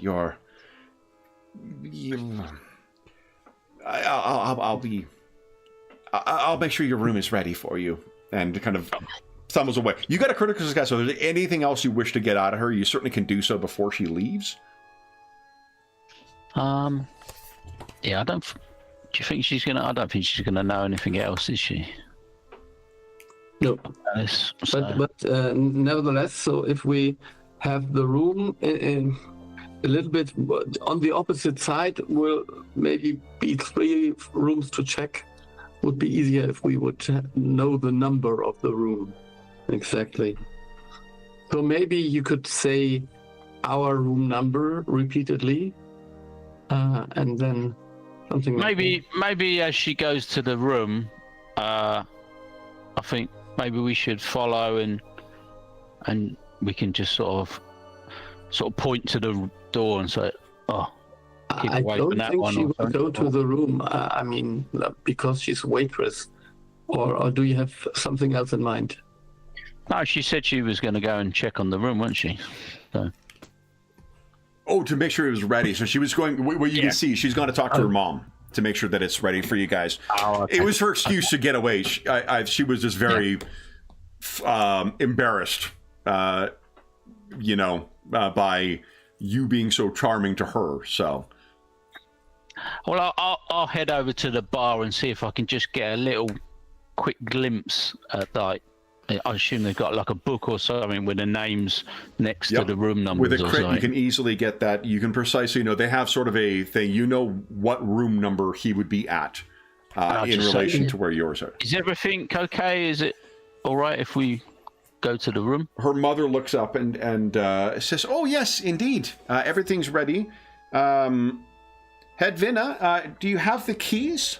And she is still beet red. She's, what's wrong with you?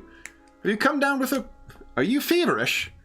And she gives a look kind of like to you and to her mom, and if it was possible for a teenage girl to die of embarrassment, she probably would at this point. I think I'll just say, oh, it's very busy in here tonight. You're working your daughter hard. She seems to be, probably needs a rest. Oh, she's made of stern stuff. Us Wiedelbickens are very capable, and Hedvina says, "Oh, mother," and kind of heads over to go and deal with some other thing, and she says, "Truth told, her mind is seemingly always on elsewhere, so it's for the best that she is focused on here." Though she looks over, looks at you. We have rules against such things, against any untoward interactions between our staff and our guests. And my husband, Guibert, he has a very sharp knife for chopping things. Yeah. I think my friend understands perfectly, and I will make sure he behaves. Wonderful. He is welcome. His charms are welcome on any others other than my staff, and certainly not my daughter. I just have a little smirk as I turn and we walk away. Maybe I'll just punch him All right. So you have your key to your thing. And they explain to the mother, whose name is Edmuta. Edmuta will tell you that you just need to kind of go outside for where you're staying. There is a common kind of corridor next to the bar. There's a set of stairs. You go up that, and then your room is at the end, just off to the right. And do we go past the room of this cordon? If you ask where, you probably have to be up there unless you're going to try and get it out of her. Oh, no. We'll go up there. I mean, as we're walking up there, do we see the room number? Would you go past it, or is it at the opposite end? Are you going to go to your room then? Yeah, shall we? Yeah.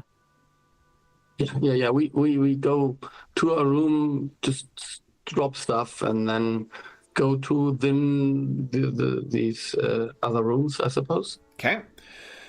So as you you leave the pub, you make your way around to the back to where the entrance to the thing is, and as you guys get in, there is a tiled. This place, while it is sort of relatively speaking in the middle of nowhere, like it's incredibly well built. Like it's all brick. It's all it's a properly tiled floor, and you can hear the sound as you're. What are your respective skill levels in perception? Just how many ranks you have, I'm curious. I've got 8. I've got less, but wait a minute. Perception is under physical for some reason. Yeah. I've got 3. Okay. Carolyn, you're the first one to hear it, because there still is a sound, like the sound of the bars on the left side of the wall as you're going in, although it's not terribly noisy. What you can hear is the sound of someone is running across the across the floor on the floor up from you guys. I don't want to get trapped in our conversation about ground floor, first floor again. The floor up from here is where you can hear someone's running along, and then someone is kind of like running down the stairs. You can hear them clamoring as they're going down. Yeah. So, what's going on? And maybe we could run over to see who if you run that is. towards it, what you see is Corden in his Alan Farn gear comes running down, and he's racing so fast he barely has enough room to get it, like kind of get out of the way. I'll actually make a self-control or body control roll for him. See if he is.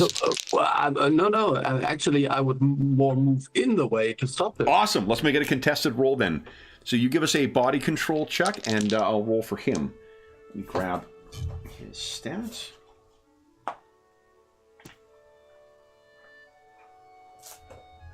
Okay. Holy smokes. Yeah, there's no way what's his body control? Yeah.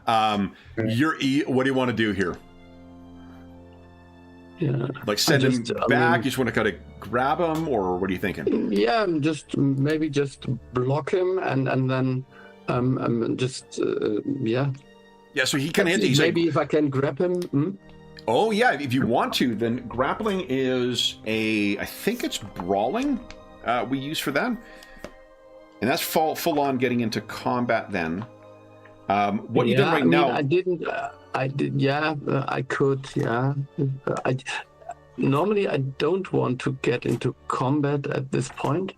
I just wanted to talk to him, but I think he's kind of a frenzy or something like that. Yeah, and I mean, there isn't like, just because you're getting into a tussle with it doesn't mean like weapons are coming out or whatever. Yeah. I mean more that we're getting to combat, meaning that we're using the combat rules as opposed to the skill rules. Yeah. But right now, what you've done is he can't get past you. And he's like, out of my way, dwarf! And you have been accused of murder, Kordan of the Rondrastank. He looks at you, and I don't think you need to make a roll for any kind of empathy check here, because he's so frazzled by something else that the look on his face tells you that there's no question he did this. And he looks at the two of you, and let me make a self-control roll for him. I'm curious to see what he actually might do here.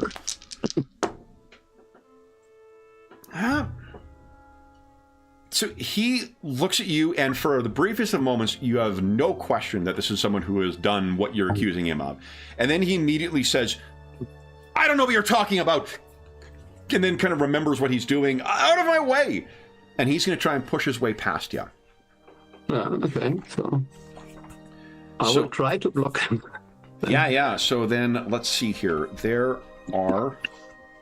God, I love there's like... In the GM's guide, there's like 10 optional maneuvers that you can learn just for fucking unarmed combat or like pub fights. I've got stats for a broom and a beer stein. So, anyway, I was looking for grappling because I think that's in the main book here. Let's see. Is this something where we can gang up on him at all, or? The way gang up works, it's kind of like in some of the Power by Zweihander games where you don't necessarily get an advantage. Well, let me rephrase it. Hold on. There is an advantageous position by getting yourself into a flanking position. That definitely will give you that. The other added benefit is you can defend against attacks, but everyone after the first is like a -3 or a -4. So there's also the element of... you guys have traveled together long enough that if what you want to do is like use your move action to kind of get into an advantageous position, why don't we roll initiative just to keep track of the stuff? I think that's on the combat section. Yeah, under close combat at least. Okay.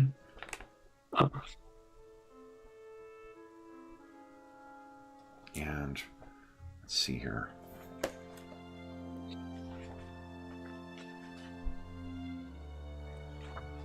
Nice. Corlin. Okay. And I believe initiative is 1d6 plus your initiative score, if you're curious how that was calculated. Okay.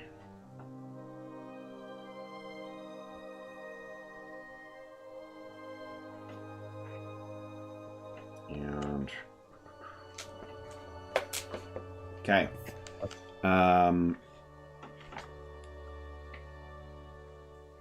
That's defense.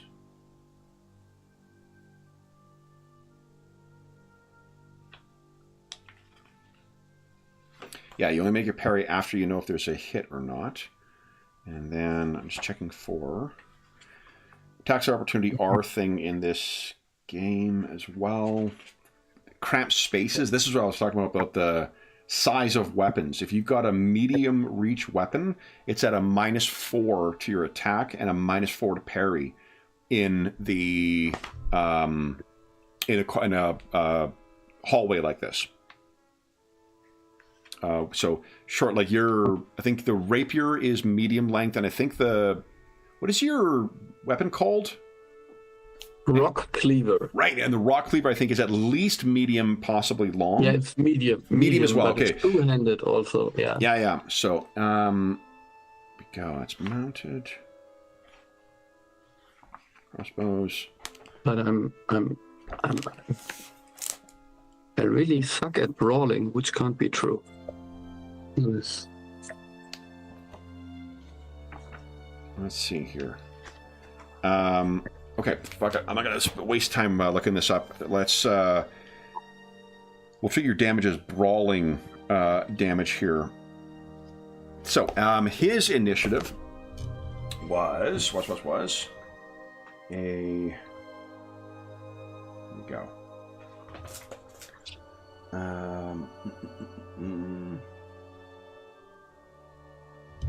His initiative was a 15, but 15.13. So he is acting after you guys. So let me do this here. I got a face for this fella.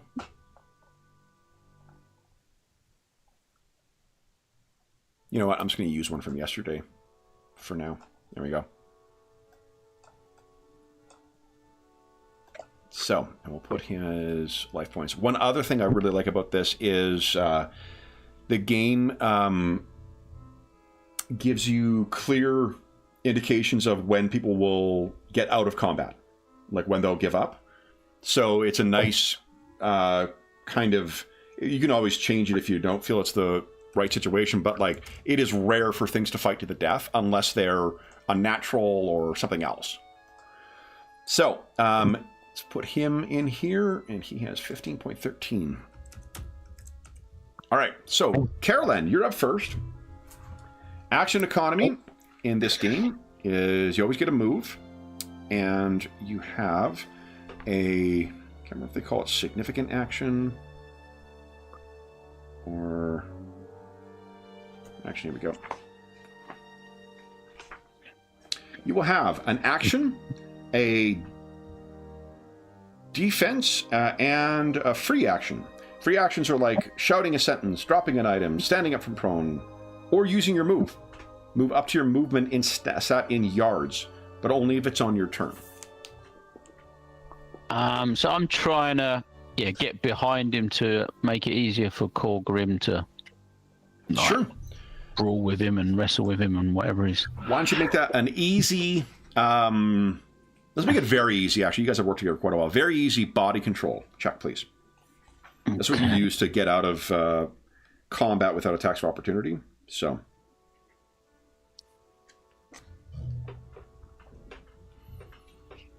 3 quality levels. Yeah, absolutely. You sneak behind this guy. And then, Corgrim, what are you doing?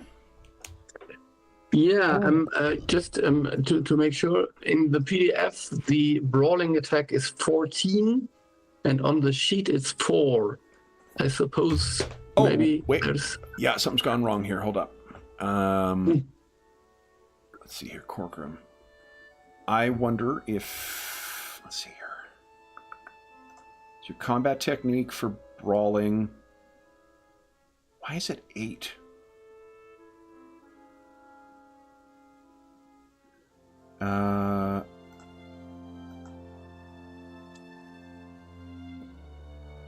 Your AT should be what, 14?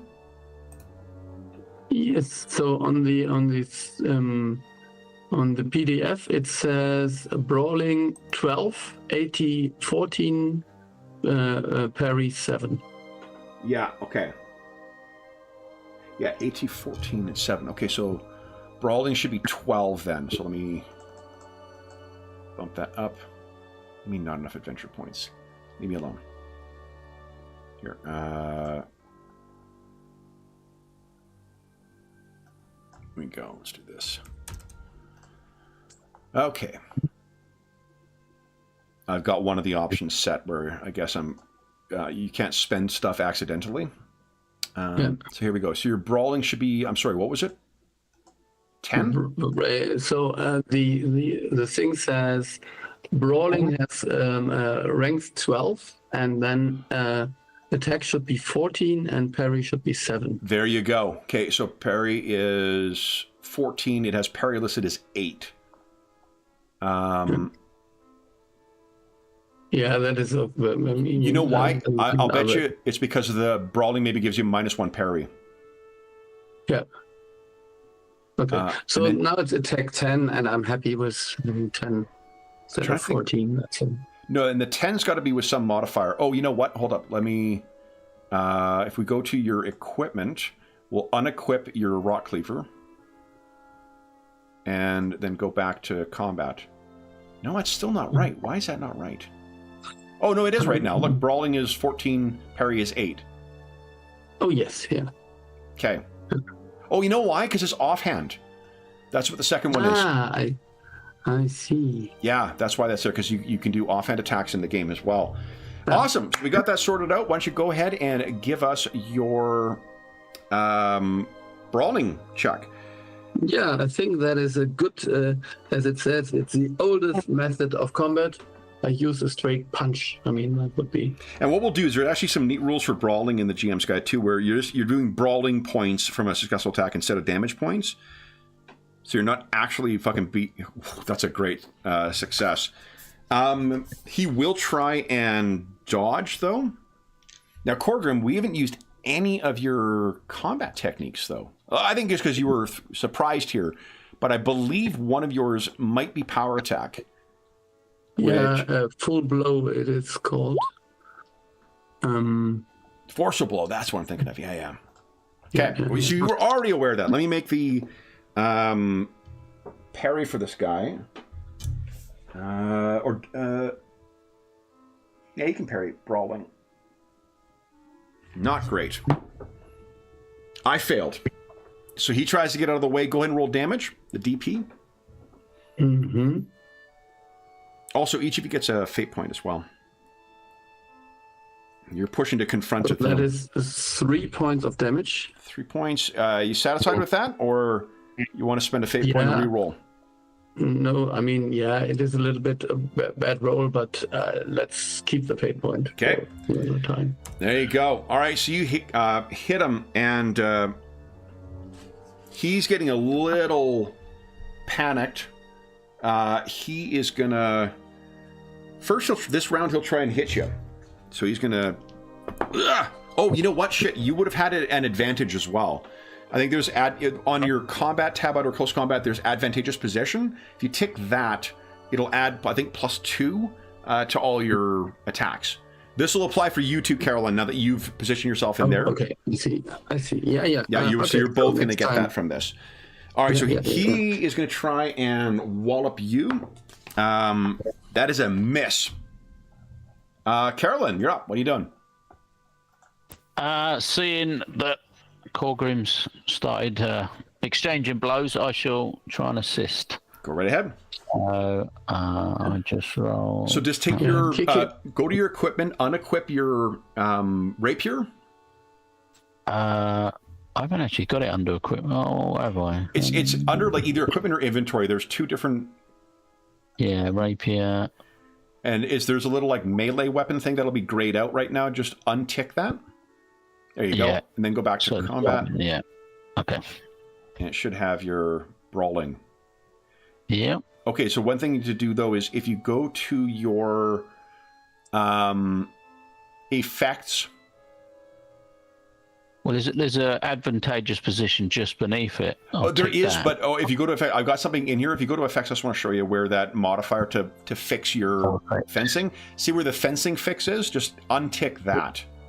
Oh, okay. Yeah, then it'll have it at the proper... If you go back and take a look now at your level... Right. Okay. There you go. So, okay. I'm brawling. There we go. Yep. That is a solid hit. He's -3 for... -3? So I'm looking up so I remember. It's either -3 or -4. -3. If it's... Fuck, I had it right. Nice. All right. Yeah. So -3. I got a critical success on my parry. But I have to roll for... I don't think it does anything. Does that affect me, or does it just stop it? Just double checking here, because crits you have to roll to confirm, typically. Because I might be able to make an attack of opportunity on you, Carolyn. So I make a second roll to see if I confirm it. I failed, so I don't get to make it. The way that because if you're making a skill check, you'll have double ones or you'll have double 20, so you'll know botches or critical successes. With these other ones, with defenses, you have to roll to confirm. With attacks, you roll to confirm, but you still get a good result from a crit, one way or the other. Just it depends on whether it's confirmed. So this guy, he does manage to get in the way of where you were trying to hit him, Carolyn, and then he's kind of swings at you wildly, and you're able to get out of the way. Corgrim, you're up again. What are you doing? Yeah, so I'm maybe now putting more force in my blows. Okay. So there's forceful blow, and if I understand this correctly, If you I tick could it, just tick it Yep. on level 1, yep, and then I will tick advantageous position as well, and Yep. then it should give him a wallop. somehow cancel out. And now I'm just hitting him again. Let's see. That was a hit. A solid hit. He will try and parry. Does not parry. Go ahead and roll damage. And I think it won't. I can't remember if it adds the damage or not. It'll prompt. Yeah, it did. It did. Oh, It nice. did. So that is 4 points. That is a minimal result. So I will re-roll just to hope You got it. for a Come on. better thing. Nice. That is 9 points. Yeah. 9 points means he's at 1 pain level right now. So what does it look like? This is a big fucking hit on this guy. Yeah, I think I just aimed for his nose and I just hit it from a little bit from below, but Yeah. yeah. He staggers No, back. He is a bad sport, and he's going to try and draw a weapon, but I'm going to make him make a body control check to do it because he's sort of surrounded by you guys. So I make this is one of the ways, like if you need to grab a weapon, if someone disarms you, you need to grab a weapon off the ground, you have to make a body control roll in order to actually get your hands on it. You can't just automatically do it. He failed just barely in this. So he tries to get a dagger out, and then maybe you're swinging at a follow-up Corgrim, and he gets his hands up, but there's no question of what he just tried to do. Carolyn, what are you doing? I guess I noticed that, but I've only got my rapier, so I think that's probably going to be even tougher. So I'm just going to continue with just trying to sort of pummel him into a submission, really. So let's try that. Excuse me. Go ahead. Let's do. Oh, fate point. I'm going to re-roll that then. So nice. Okay. He fails his parry, his follow-up parry. Okay. So. Oh. So I was correct. It's not actually pain he gets; it's stupor. So you hammer him in the back of the head, which means if he's already got 1 level of stupor from, say, drinking himself into sorrows, he's actually got now 3 levels of this. You hit him so hard, he staggers forward and drops to his knees. Corgrim, what are you doing? Couldn't we just somehow some kind of arrest him, like twist his arm and wrestle him to the ground? Something. I think easily you can do that now. Yeah. Okay. So and then maybe just use some rope and detain him and then. Do you have any rope? I don't know who's. Do you have any rope? I'm not sure, but. Like you are definitely between the two. With you, you're definitely strong enough to do so. Yeah, I haven't got any equipment. No, then you know what? Maybe just. You've got a traveling package, and I can't remember what that actually might have rope in it already. It's sort of like the adventurer's kit for this game. Yeah, I have bandages and cutlery, all the. Yeah, climbing rope. I have. No problem. For strange reasons, I only have 1 yard of climbing rope, but okay. I mean, you're small, dwarf. High is all relative. So you slam this guy to the ground, and then you're able to get the bindings on him, and you can hear him muttering, and he says, "What is he muttering?" He's simply muttering the name Lana. Lana. Yeah. I'll look up the stairs. Could we hear anything from upstairs? What was he running from? Can we hear anyone else moving upstairs? No, no, there's not actually. Yeah. So maybe I should say to him, so you can either come with us and face justice for what you did, or you can wait for Lana's ghost to come after you and drag you to He gives you a some look realm. like he doesn't know what. It's like, what do you mean ghost? It's that thing. The gauntlet. It's gone. Someone took it. Okay. So there's more to this. So which gauntlet are you talking about? Why don't you give us a intimidation check? I mean, you were being pretty Yes. persuasive there, but I'm assuming that you'll use your most effective tool in your toolkit. Yeah, and I can twist his arm a little bit more just to make sure. Yeah, and his self-control, not to- he's got -3 to self-control right now, so yeah, he is not... I mean, we are trying not to kill him, and that's for sure. So this is 3 quality levels. So that more than enough. I got 0. So here is what you're going to get out of him.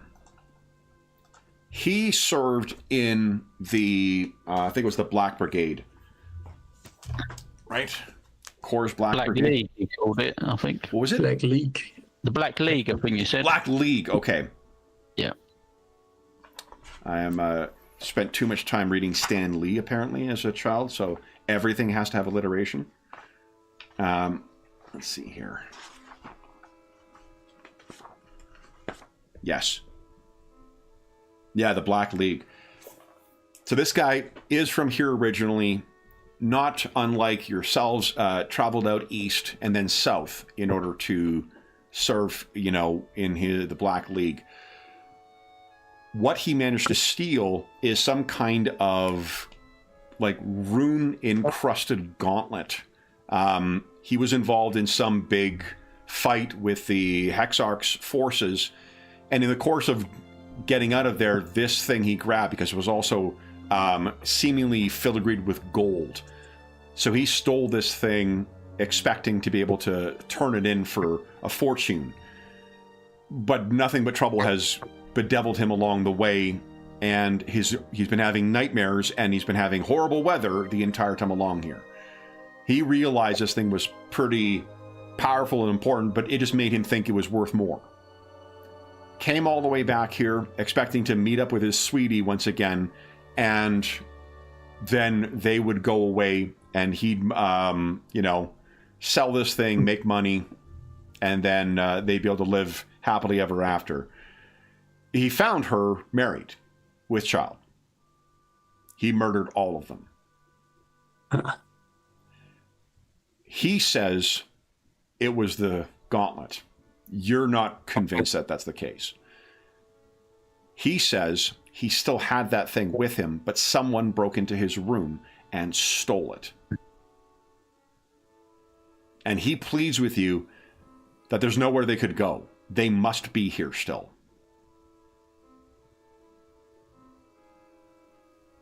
Okay, that seems reasonable, and I mean,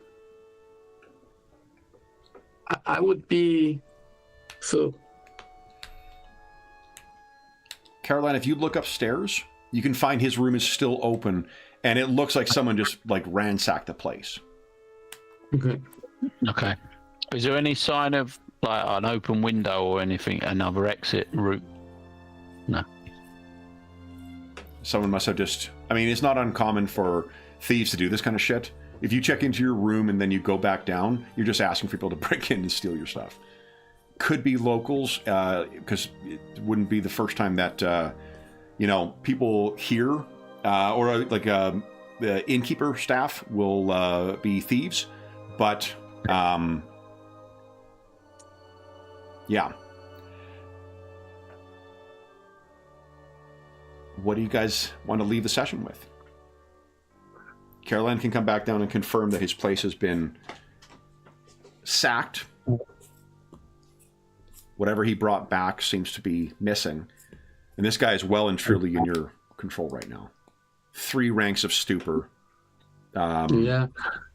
I would really love to hand him over to the innkeepers so that we could actually find if there is such a glove.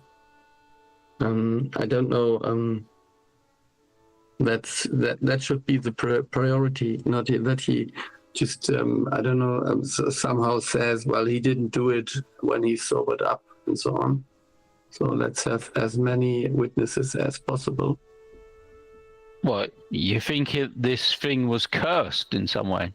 And it's not unheard of. There are many demonic items, I suppose. Yeah. Where did he get the gauntlet from? So, or who did it originally? What he's described is having basically robbed it off of the corpse of some important member of one of the Hexarch's armies. The Hexarchs are the successors to Borbarad, the Demon Master. Mm-hmm. Right, so some evil stuff. Yeah. Yeah, so maybe. If you take a peek outside, you can see that the storm seems to have grown worse. And has his complexion and stuff, does he look healthier now? No. Almost like something's been lifted from him if this thing's been taken? No. Okay. He likely... I think that you need not make a roll for it, but with for those who are around, Borbaradian artifacts or necromantic artifacts or demon influence artifacts or things like that, there's a sickness of the spirit that can take hold.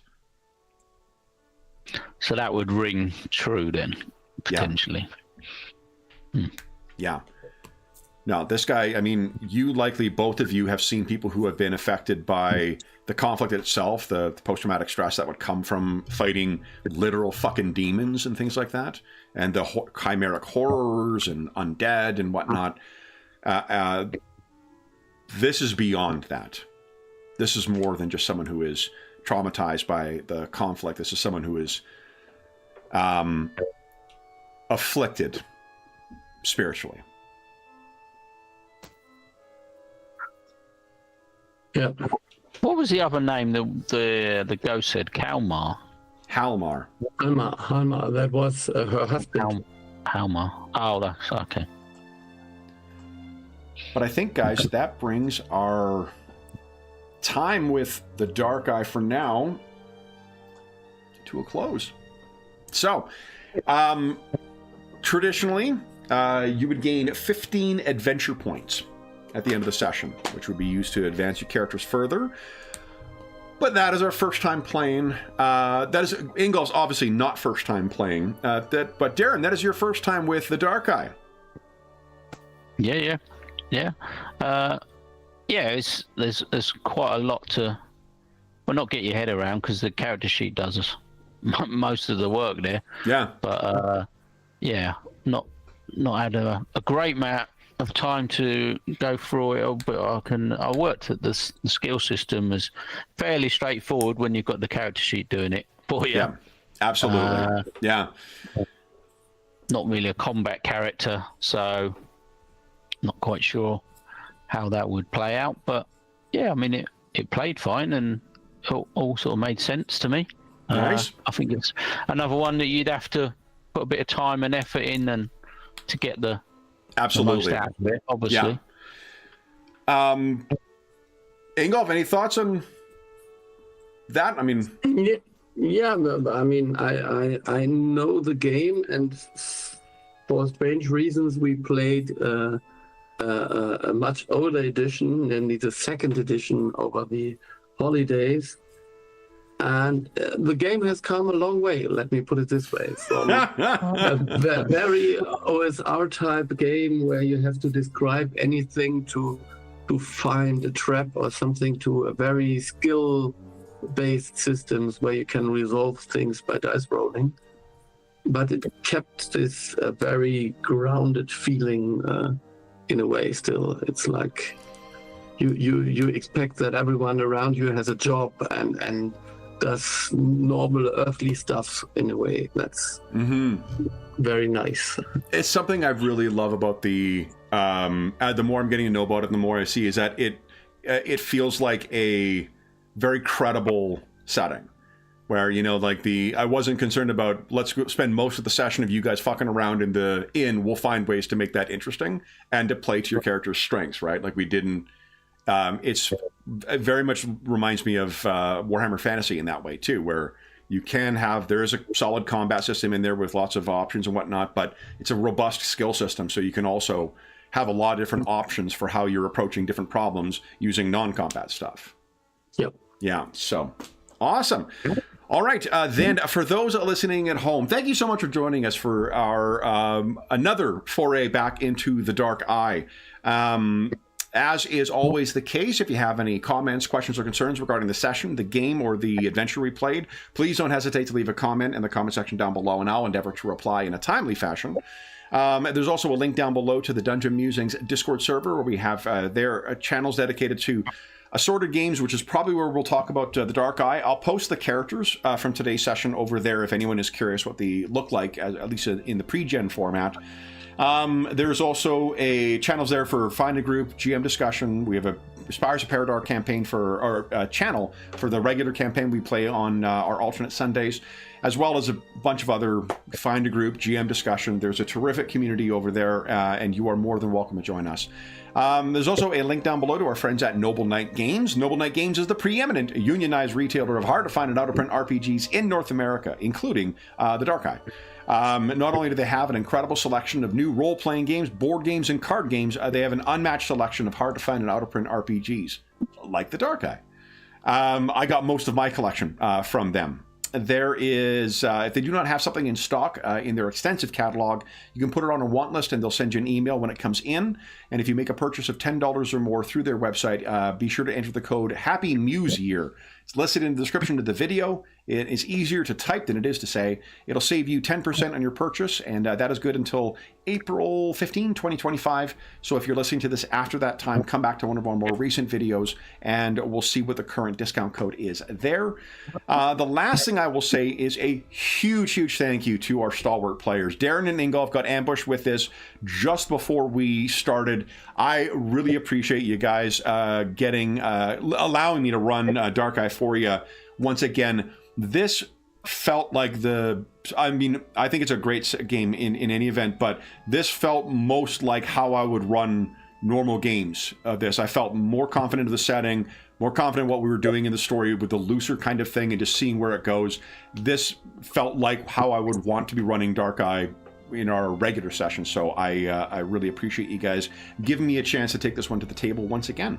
And for those listening at home, thank you so much for joining us once again for another expedition to Aventuria. We hope that we gave you a few hours to take your mind off the troubles of our world and think about the troubles that our Aventurian heroes have encountered as they're just trying to see each other's homes. I mean, how hard can that really be?